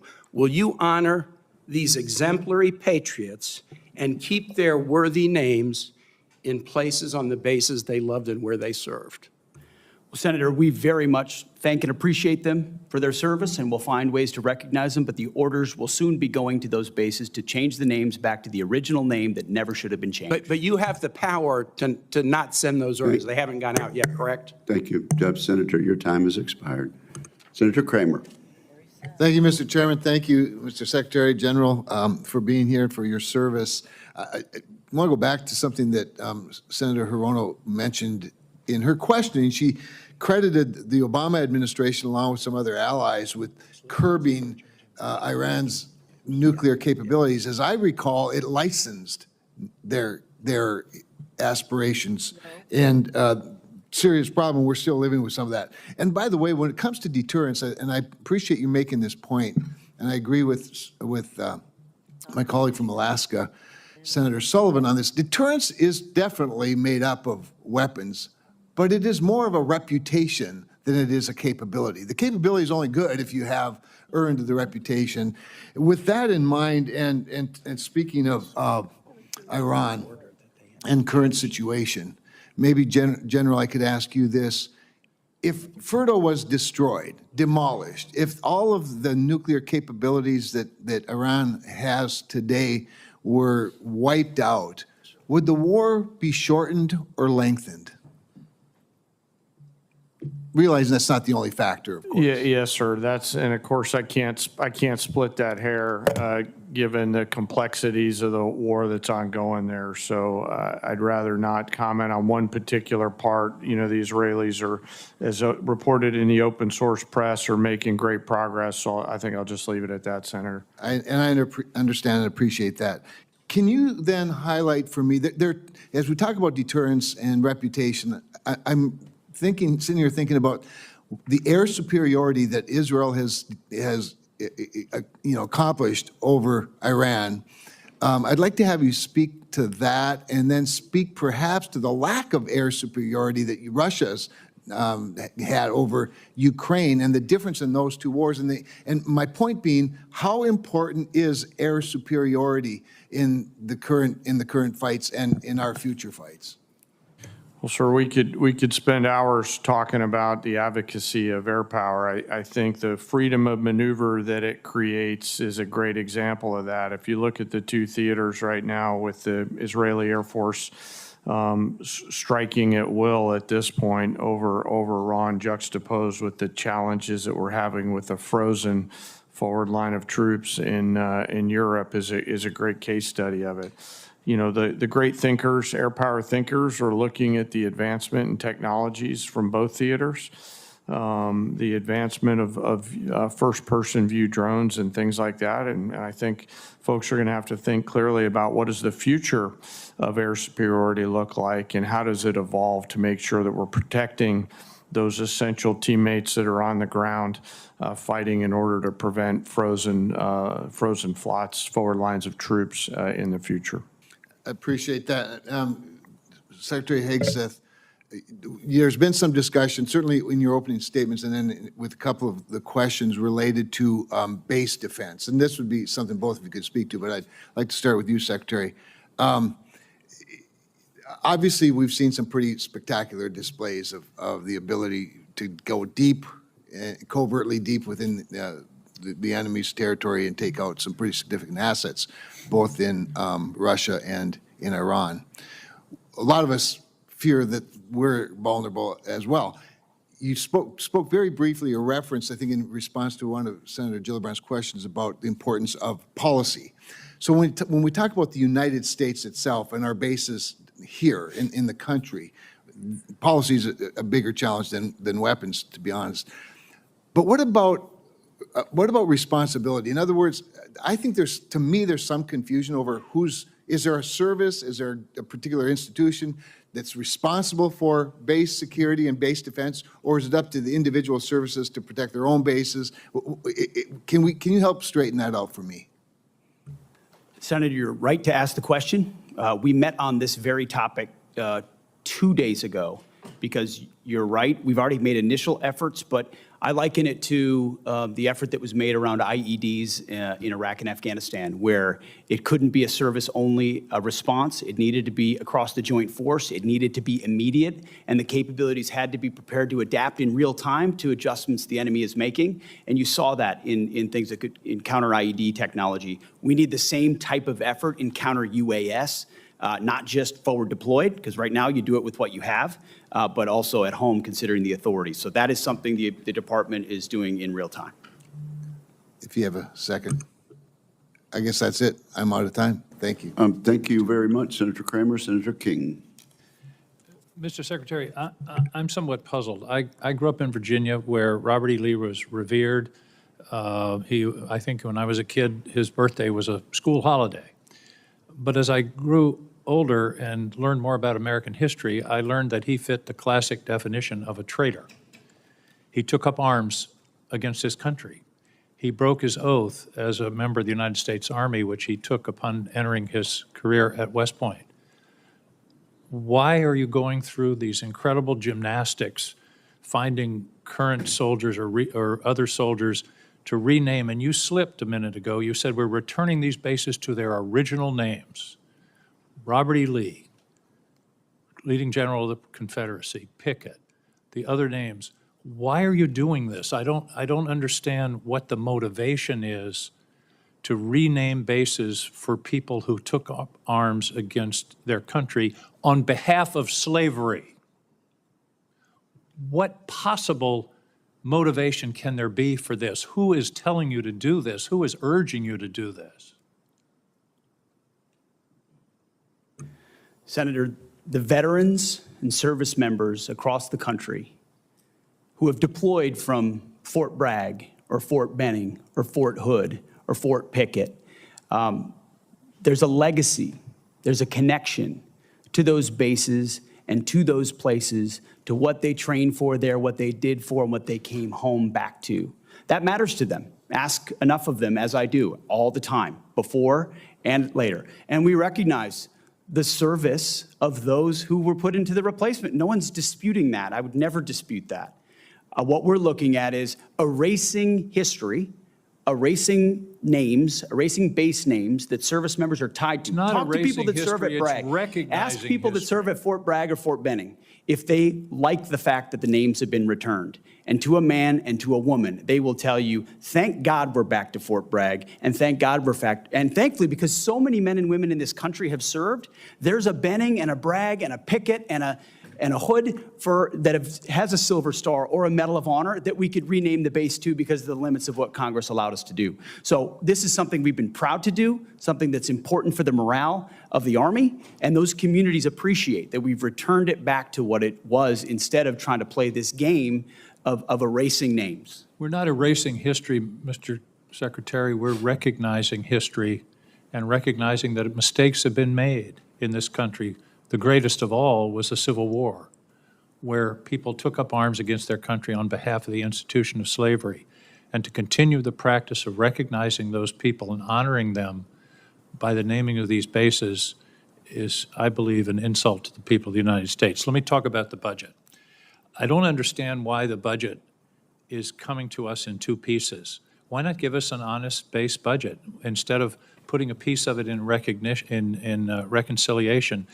As I understand it, OMB is saying we're going to have a flat defense budget for the next 4 or 5 years, Are we planning reconciliation every year from now on? Why not give us an honest budget, telling us what your priorities are, and then we can consider it. This committee always works in a bipartisan basis on the defense budget. We all want to see some increases in the defense budget, and yet you're giving us this, this fake, here's a piece of the budget, here's another. You're cutting, in the base budget, you're cutting shipbuilding in half and saying, well, we're going to make it up in reconciliation. Are we going to have reconciliation every year, which basically, by the way, puts a significant part, 10 or 15% of the defense budget in a wholly partisan decision-making process, whereas in the history of this committee, it's always been bipartisan. Why are we doing it this way?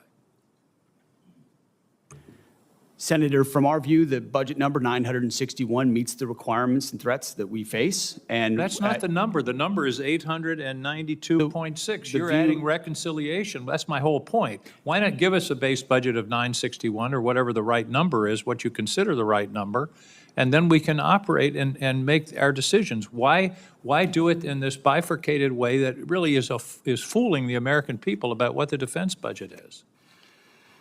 We're not trying to fool anybody, sir. It's two bills, one budget. I haven't asked my We're question working with yet. Why is it OMB, being and done we feel this very way? comfortable Why is with it the being number of done this way? 961 billion. Why don't you give us a straight-up budget for the Defense Department?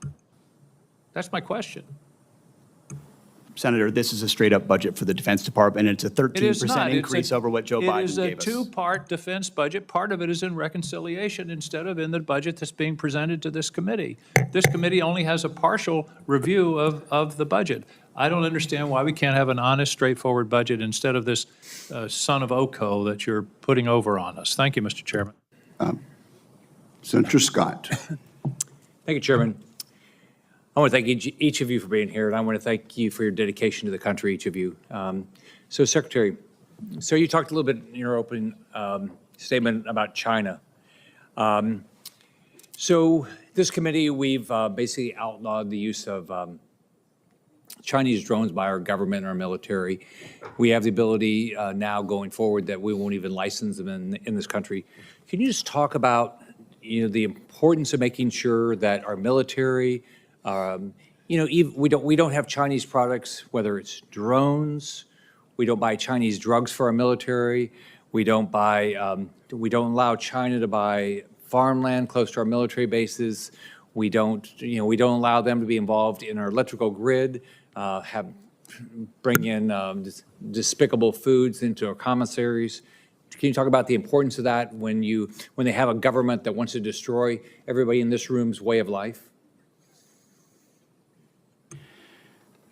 You're correct in what you're describing, Senator. We need to get smarter, faster. And that's the kind of urgency that we feel in the Defense Department. Is there's been a lot of talk about prioritization and pivoting and recognizing the size and scale and scope of the Chinese threat. And then there's doing everything possible inside your decision cycle to include how you posture, how you procure, how you plan to ensure that it's not reliant in any way. You don't have Achilles heels in any part of the process, whether it's critical munitions or it's critical minerals or it's any number of our weapon systems. I mean, you've heard the president say, Golden Dome, his big signature priority for the defending the homeland will be American-made, because we can't have systems like that dependent on what the Chinese could do about it later on. So we completely agree with you, and myself and the Deputy Secretary that's kind of an number one for us, is in making sure that what we source is sustainable. So if Communist China continues to build up their economy, do you think they'll continue to invest in their military? Yes, sir, and I think a lot of that spending is commingled. Right. And do you believe that that if the American public knew the risk of China and what you think about every day, that they would buy fewer Chinese products? Sure, sir, it's our job to think about that every day. If a lot of the information we saw were to be made public, there would probably be more urgency. Yes, sir. Do you think that we ought to be allowing Chinese companies to be able that support either the economy of China so they can build up a military, or companies that actually work with the Chinese military? Do you think they ought to be able to sell stocks in America? Senator, that's not really my lane, but I would say that the president is focused, especially through trade, on right-sizing a lot of those dynamics and making sure that American companies, American industries are protected and brought back to the United States. Okay. So whether it's Americans buying products that help China build their economy so they can build a military to try to defeat us, or whether it's buying Chinese drones or drugs or allowing them to buy farmland, you would recommend to the American public that we wake up and stop doing these things? Generally speaking, Senator, yes. Thank you. Senator Warren. Thank you, Mr. Chairman. So President Trump has deployed the National Guard and then the U.S. Marines to Los Angeles over the objections of state and local officials, saying that the troops are needed to support immigration detention operations that are being carried out by ICE. On Sunday night, the president threatened to deploy ICE agents to other cities around the country that he sees as, quote, the core of the Democrat power center, end quote, specifically mentioning Chicago and New York. Secretary Hegseth, if the president wanted to deploy Marines to Chicago and New York City like he did in Los Angeles, would you carry out that order even if the local governors and mayors objected? Well, Senator, because Governor Newsom was unwilling to address That's not my protecting question. federal law enforcement agents in Los Angeles, President Trump had all the authorities and the Defense Department happily supported defending our ICE agents in the conduct of their job. They have the right as Americans to be able to do their job without being attacked by mobs. And we will protect them in that I know process. that And you if heard other my states question. needed it, we would provide that. I know that you heard my question. So you would be willing to send troops if the president ordered it to Chicago, New York City? That's right. Well, thankfully, New York City, unlike California, unlike Gavin Newsom, is willing to step up and address the issue with their local law I will enforcement. take that as a yes. How about if the president says he wants to send troops to 15 cities? Would you be willing to do that? Senator, I don't accept your hypothetical because it's That's a hypothetical. Not a real That's one. the question. You're the Secretary of Defense. Would you send troops to 15 cities if the president said do it? Would you do it? 15 cities. Again, Senator, it's a complete hypothetical lacking any context Look, at all. You're the Secretary And I refuse of to box Defense. myself in based on Well, you can questioning on a refuse, hypothetical. But you're here asking for $1 trillion, and I want to know how you're going to spend it. And so my question is, if Donald Trump tells you to send troops to 15 American cities, are you going to spend the money and send the troops? Thankfully, we're spending money on securing our southern border, a way the previous administration abandoned and allowed Okay, so you're 21 not gonna million answer illegals to that enter our question country. So anyway. defending our homeland is a real serious priority under this administration, and we're doing I it. understand the question about defense. Secretary Hegseth, about 4,000 National Guard troops and 700 Marines have been sent to LA. Is there a number of troops deployed to American cities over the objections of governors and mayors at which you would be concerned that we are undermining our national defense? Senator, we've spent 2 decades guarding other people's borders. We think at the Defense Department it's about time we shore up ours. So that's my question. Is there a number at which sending those troops to Los Angeles or Chicago or New York starts to undermine our ability to defend ourselves around the globe? Is there a number?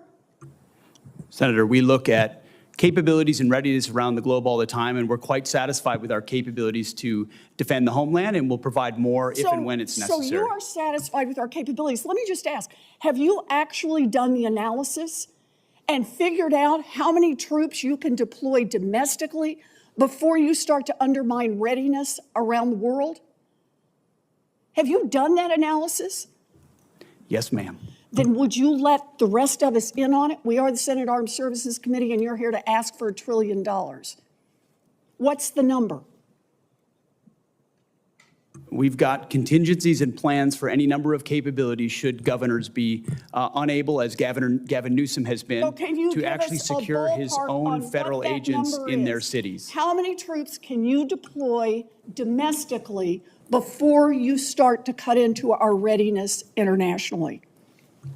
As I said, previous administrations deployed our National Guard all around the globe in numbers You have a far number, beyond but what we you're were capable just of not gonna supporting. tell So us. limited So let me contingencies ask you inside the one United more States to question. protect federal If law the Supreme enforcement is Court orders doable. you to remove troops from American city streets, will you do so? Can you repeat the question, please? Yes, if the Supreme Court orders you to remove troops from American cities, will you do so? As I've said, Senator, I don't believe district courts should determine national security policy, but if the That was Supreme not my Court rules question. on a topic, we will abide by that. Okay. You know, during her press conference last week, Secretary Noem said, "We are staying here to liberate the city from its mayor and its governor, people who were elected by a majority of voters." Secretary Hegseth is saying he is ready to deploy more troops and won't tell us what the implications are for our national defense. This is un-American and it makes us unsafe. I wish our Republican colleagues would speak up. The time of the senator has expired. Senator Tuberville. Thank you, Mr. Chairman. Thanks for being here today. Mr. Secretary, thanks for looking out for the law enforcement and the millions of people in California that still love this country and want this country to survive, and not the radicals that wave non-American flags, that protest in the streets, tear things down. It is ridiculous, and thank you for doing what you're doing, you and President Trump. It's getting out of hand. Chairman of the Personnel Committee, thanks for your recruiting. You're doing great. Keep looking out after the quality of life. Please do that. We've done research after research. We did give a raise. We want to continue to give raises. These first-year staffers in this building make tens of thousands of dollars more than first-year military personnel. That's not right. We need to change that. It's an all-volunteer Army, and thank you for working towards that. Mr. Secretary, China's kicking our butt in AI. Okay, they can build something in a year that takes us 3 or 4 years to build. The budget provides for increases in AI investment of $250 million. Is that adequate for us to catch up with China? Senator, we are very aware of the accelerant that is AI, and that it is the next chapter, the next sphere of where advantages will be gained. And we are making the necessary investments, we believe, in this budget to stay there. We're also working with private industry in the United States, who's thankfully at this point isn't getting their butt kicked yet by China, and I think presents an opportunity for us to work with them to press the advantage. So we're looking for private partners as well to enhance our capabilities across the DoD. You have to know your problems and where you're at before you can go forward. And hopefully we're understanding that. Obviously, we've got a lot of problems that's going on. Mr. Secretary, your opening remarks mentioned the force-wide review of military standards. What's the status of that review? It is ongoing and very close to fruition. We've reviewed standards specifically on combat MOSs first to ensure that we haven't seen a reduction in pursuit of quotas or any other agendas. So standards are being moved back to where they were at their highest level, gender neutral. And then we're looking at overall fitness standards, overall grooming standards, overall basic standards across our formations that we believe have slipped, certainly under the previous administration, but over decades. But we're being very careful about it too. We don't want to make big changes that are wide sweeping that have unintended consequences. So we're looking service by service, but also trying to simplify and clarify as much as possible. High standards, clear standards that set us apart. Thanks for your help on putting me on the Air Force Board of Visitors, a military academy, and look forward to going out soon.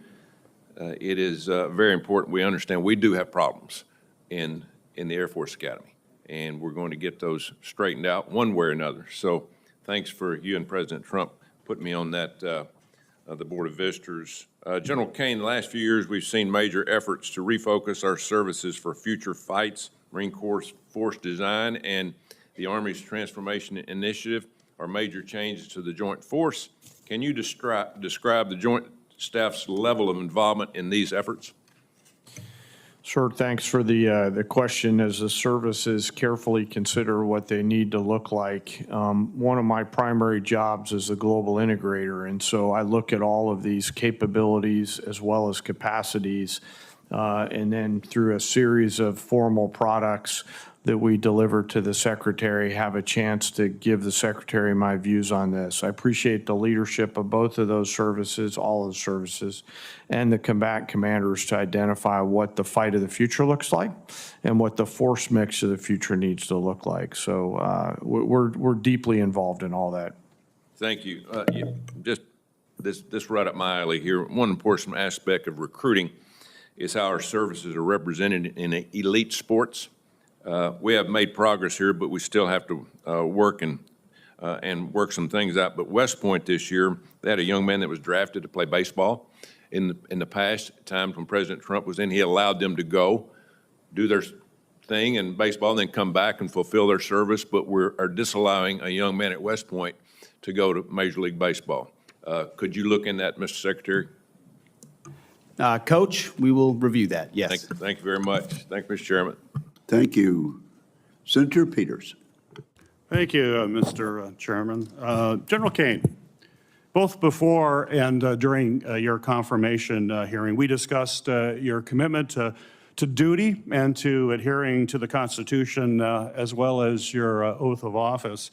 And I certainly appreciated your reassurance that you will remain, quote, a nonpartisan leader through and through, unquote. With one of your top priorities being maintaining the independence of the U.S. military.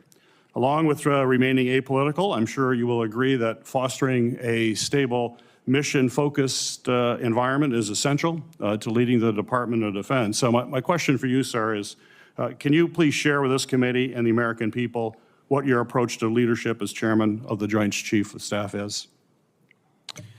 Yes, sir. It's certainly the job is one to understand the global set of challenges, integrate the options that must be considered, and then to present those options to the president. And I've always taken a servant leadership approach throughout my career based on my oath of office and the Constitution and my commission. And as a nonpartisan leader, you reiterate that? Always. Yeah, I reiterate that. Well, thank you. And as a former lieutenant commander in the U.S. Navy Reserve, I certainly agree with that and agree with your answers and your commitment to the men and women in uniform. Secretary Hegseth, your approach to leadership, I believe, stands in direct conflict with the ideas that we just discussed with General Kane. And at a time of great chaos and uncertainty in the world, I'm extremely concerned that your many shortcomings could have potentially life-threatening consequences for American service members.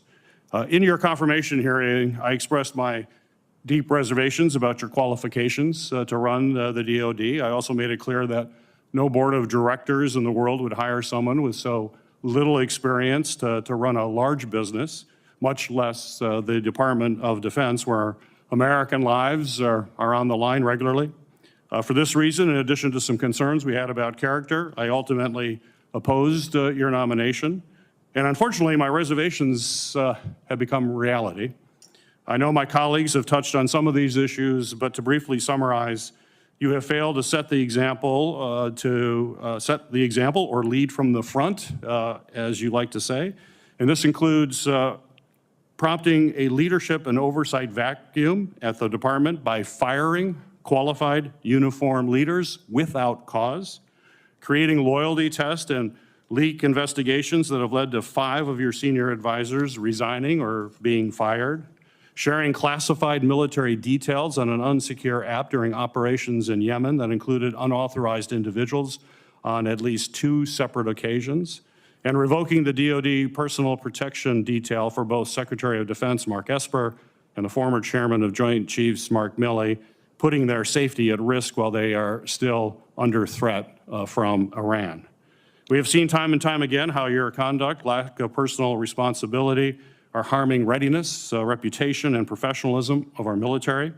At a time where Israel and Iran are in open conflict and our adversaries in Russia and China will exploit any weaknesses, unfortunately, my worst fears about your leadership shortfalls, unfortunately, have been realized. Secretary Hegseth, I firmly believe that accountability from leadership is vital in all sectors, not just in the military. And demonstrating to your subordinates that everyone plays by the same rules helps to build trust and open communications within your team. And those two things are extremely important. And I know that you share my desire to ensure that we're holding our senior leaders accountable for actions. And during your nomination hearing, you stated, quote, accountability is coming because everybody in this room knows if you are a rifleman and you lose your rifle, they are throwing the book at you, end of quote. You also said that leadership has been unwilling to take accountability, and I couldn't agree more on how important accountability is. As we all know, at the request of this committee, the Department of Defense Inspector General launched an investigation into your use of Signal, an unclassified commercially available messaging application to discuss information pertaining military actions in Yemen. So given your focus on accountability, how will you demonstrate this accountability to the men and women in the U.S. military if the Inspector General finds that you improperly disclosed information? That assessment is pending at this time. That is a hypothetical question, but the gentleman's time has expired. I think your answer is clear. You are not going to be held accountable. Thank you very much, Senator Peters. Senator Mullen. Talk about accountability. I wonder who was held accountable for the disastrous withdrawal out of Afghanistan, where 13 soldiers died and we left thousands of Americans behind. Underneath Secretary Austin's lead, did one person get held accountable during that time? I don't know of anybody that got held accountable for Afghanistan withdrawal. But let's talk about that. And let's talk about the turmoil to which my colleagues on the other side of the dais wants to talk about. Let's talk about that turmoil. Underneath Secretary Austin, who was a general, by the way, you had the lowest morale measured in our military history. You had retention absolutely disastrous.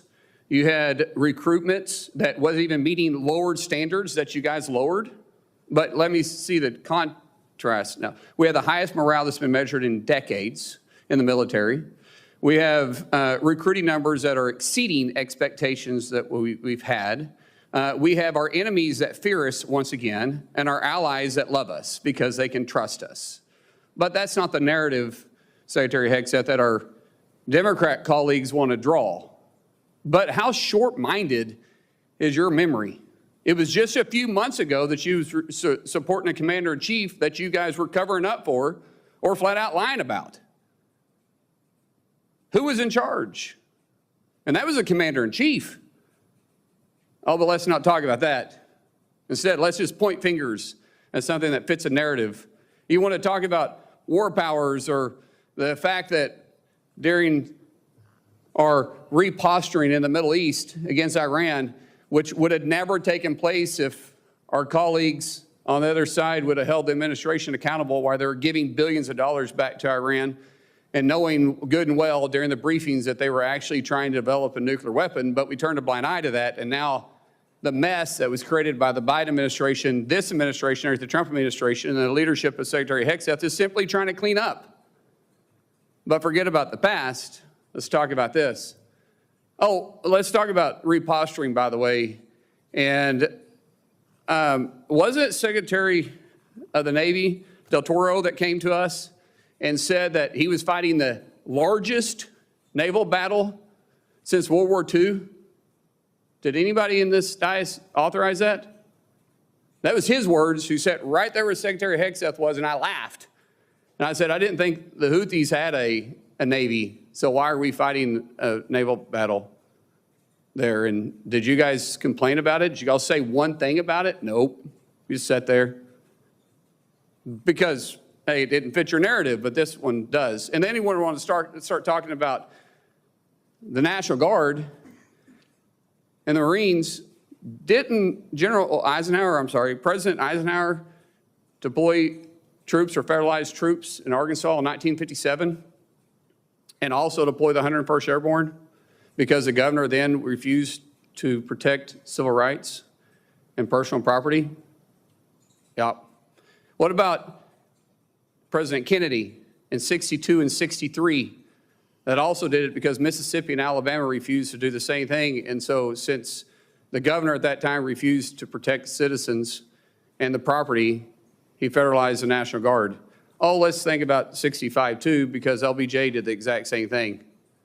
But that's history. But yet it's extremely important to the context of what you guys are claiming to be done here. But that doesn't fit the narrative that you guys want to put out there. History is history. Look back at it if you want to or not. But keep in mind, every time you're pointing fingers here, you got 3 fingers pointing back at you. Because the previous administration, you guys 100% turned a blind eye to and did nothing to hold them accountable. Nothing. So don't sit up here on the dais and pretend like you're trying to hold administration accountable now because you didn't for 4 years. You literally covered up for a commander-in-chief that was absent. Absent-minded and absent leadership. And you guys did absolutely nothing. Even your left-leaning media is saying it was the worst cover-up possibly in political history. Yet nothing from you guys. You all should be ashamed of yourself. Literally, you should be ashamed of yourself. I yield back. Thank you, Senator Mullen. Senator Rosen. I yield my time to Senator Duckworth. Senator Duckworth. Thank you, Mr. Chairman. In response to my colleague from Oklahoma, I believe the Secretary of Defense has just responded last week and admitted that the $1 billion mission that he led against the Houthis, who do not have a navy, has not restored the transit of U.S. flag commercial vessels through the Red Sea, and in fact has resulted in the loss of 2 F-18 Hornets to the tune of $60 million apiece, as well as, I believe the last count was 7 Reaper drones to the tune of another $200 million. You are blowing through money like my fellow cadets and I did in our first Liberty after basic camp. Luckily, I didn't end up with a questionable tattoo.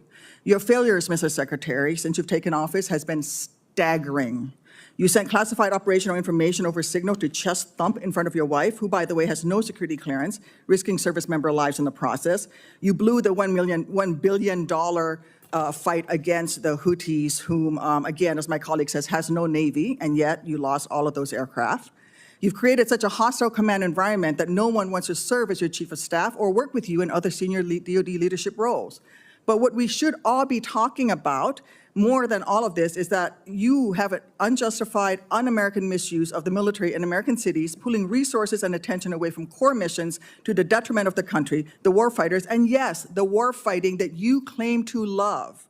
I don't know if this is because you are too inexperienced and incompetent to understand the real threats facing our country, or if it's because you are just an unqualified yes man who can't tell the president how to keep Americans safe. You are focusing on renaming basis for Confederate generals. You said just now to Senator King that to a man and to a woman, we would rather be associated with the old Confederate names. Well, I am one of those women. I served at Fort Rucker, Alabama, a base that was named for a traitor who took arms against the United States of America, led troops who killed Americans.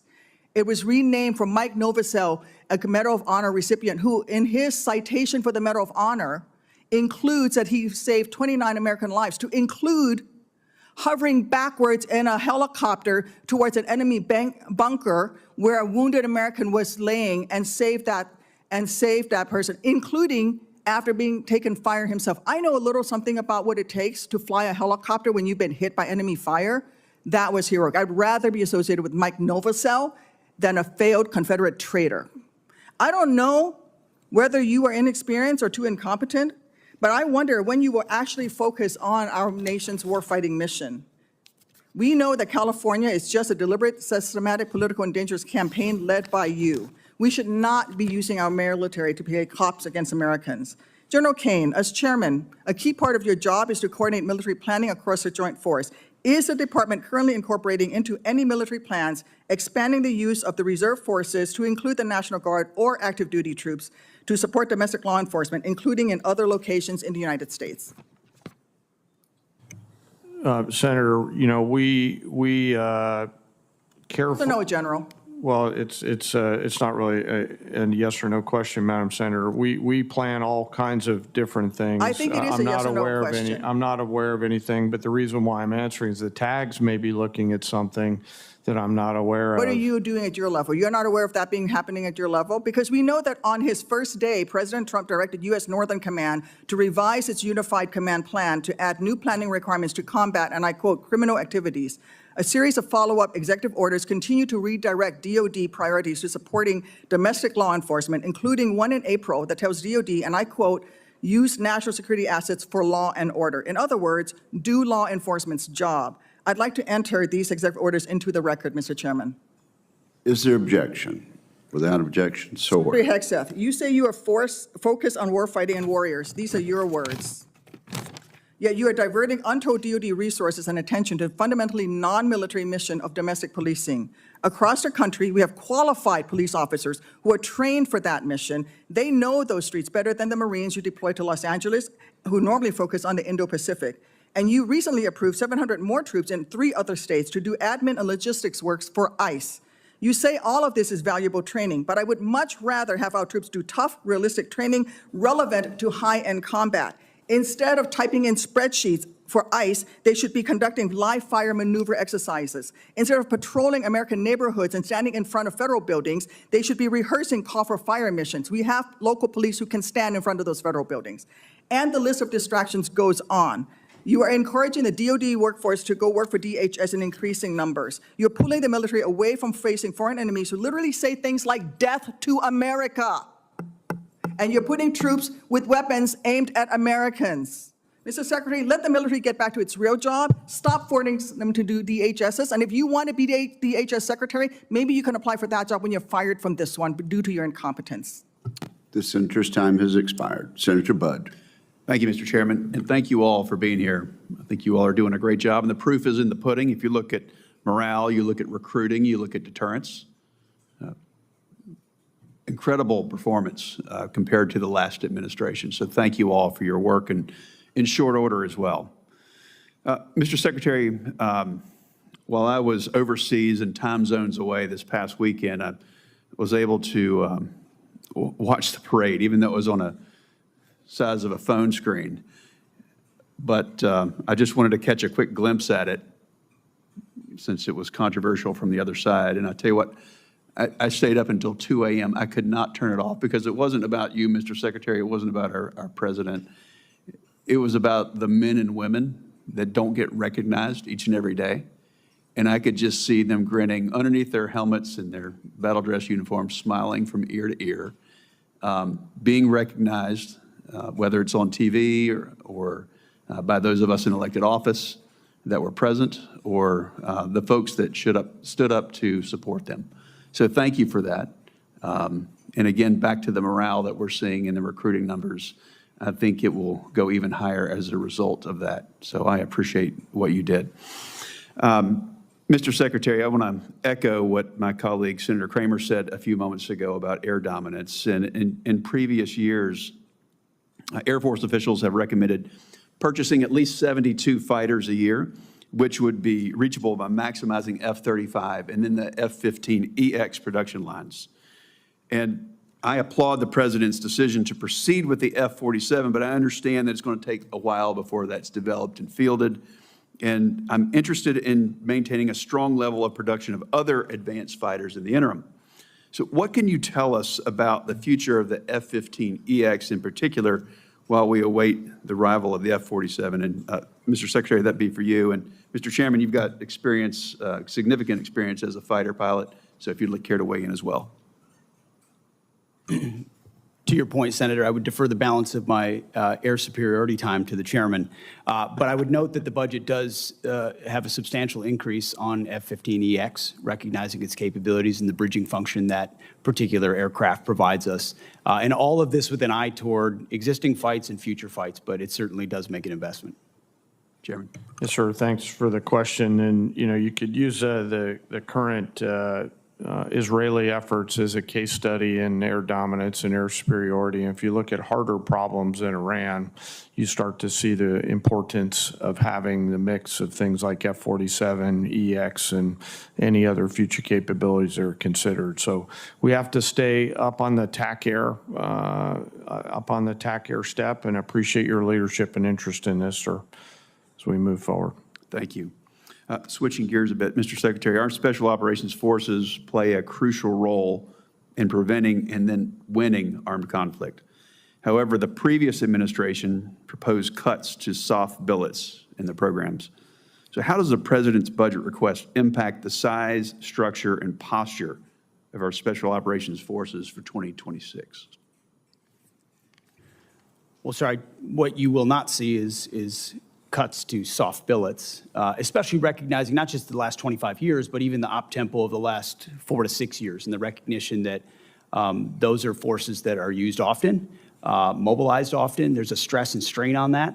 And so investments both in personnel, but also training and capabilities is front and center. Thank you for that. Last year, I led an NDAA provision that mandates that all future annual defense planning guidance include specifics with respect to the size, structure, posture, and priorities for SOF. So I want to make clear the importance of this directive. And the committee was due a report back on March 1st on this component of the defense planning guidance. But since that date has come and gone, I'll ask now, will you, Mr. Secretary, commit to seeing this requirement through and providing an update to this committee on its progress?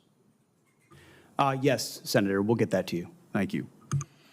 I want to ask briefly about munitions, Mr. General Kane. How do you see the rate of munitions usage in Ukraine, in the Middle East, particularly our ground-based interceptors and air-to-air missiles influencing this budget request and future budget requests? Well, Senator, we're always mindful of the consumption rate. One of the great case stories of the fight in the Middle East is the advancement of use of rockets, laser rockets, to target one-way attack drones, which I know the committee helped push, and that's helping to save some of our critical air-to-air munitions. And I can circle back with you on the other matters offline, sir. Please do. Thank you, Chairman.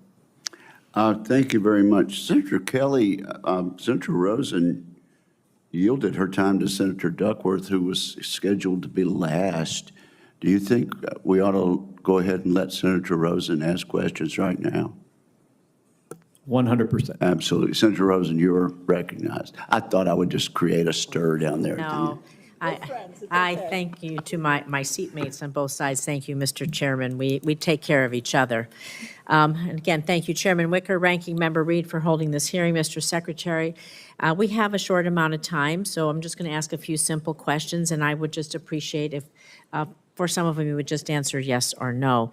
And so, Secretary Hegseth, would you agree that every senior official in the Department of Defense must reflect the values and conduct that our service members must uphold and our citizens expect? Senator, we want to uphold the highest possible standards. I'll take that for a yes. So would you also agree, then, that anti-Semitism and anti-Semitic conspiracy theories have no place in our government or military? Yes or no? They should not. Thank you. So would you also agree that anyone who has posted, and I'm going to quote, anti-Semitic conspiracy theories lifted right out of a neo-Nazi playbook, end quote, shouldn't be anywhere near a position of power? Yes or no?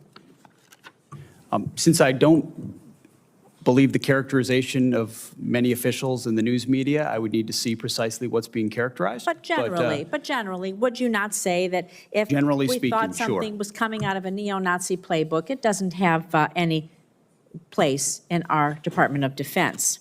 Now, Secretary Hegseth, the quote that I just read you was referencing Ms. Kingsley Wilson, the DOD press secretary. It's a direct quote from her, who my Republican colleagues on this committee have also expressed alarm over due to her comments.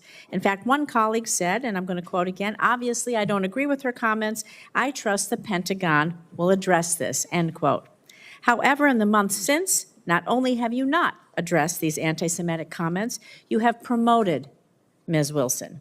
This seems to be at odds, honestly, with President Trump's commitment, very public commitment to combat anti-Semitism, which you just said you two agreed with.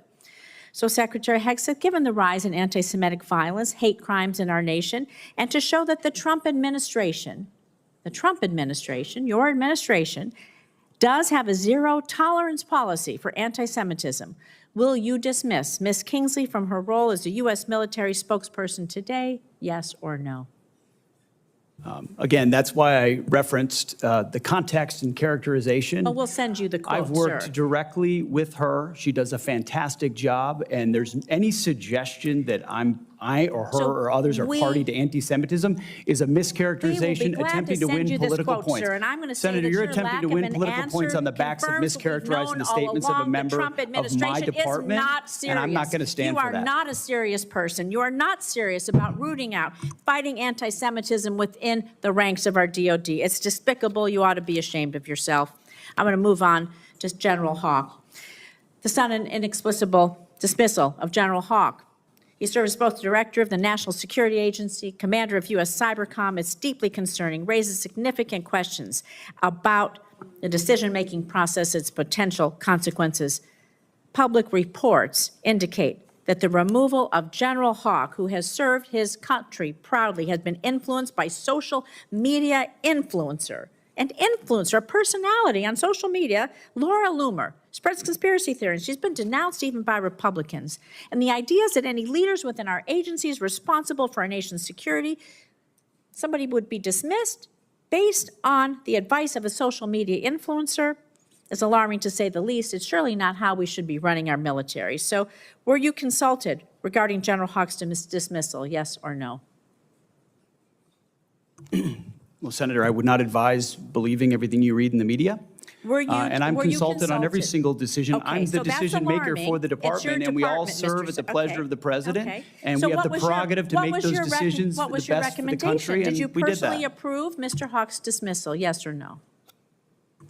Anyone coming or going Personally at the approve Defense it. Department, especially at that level, would ultimately be a decision So made by that's a me, yes. and I Did you stand personally behind that. relieve him? Excuse Did you me? personally relieve him? Yes or no? Anyone at that level You did, who is so that's a relieved yes. would be relieved by the Secretary of Defense. Was there a specific justification for General Hawk's dismissal? Was there a specific justification for General Hawk's dismissal? Ma'am, we all serve at the pleasure of the president, and the president deserves the it type of true? commanders and advisors that he thinks will best Did you equip him discuss General to Hawk's accomplish the dismissal with mission. Laura Loomer prior to his removal? I don't discuss who I talk about anything with, but ultimately this is my decision, and he serves at the pleasure of the president, and that's why he's no longer there. So do you believe it's appropriate for any social media personality to influence personnel decisions in your department, yes or no?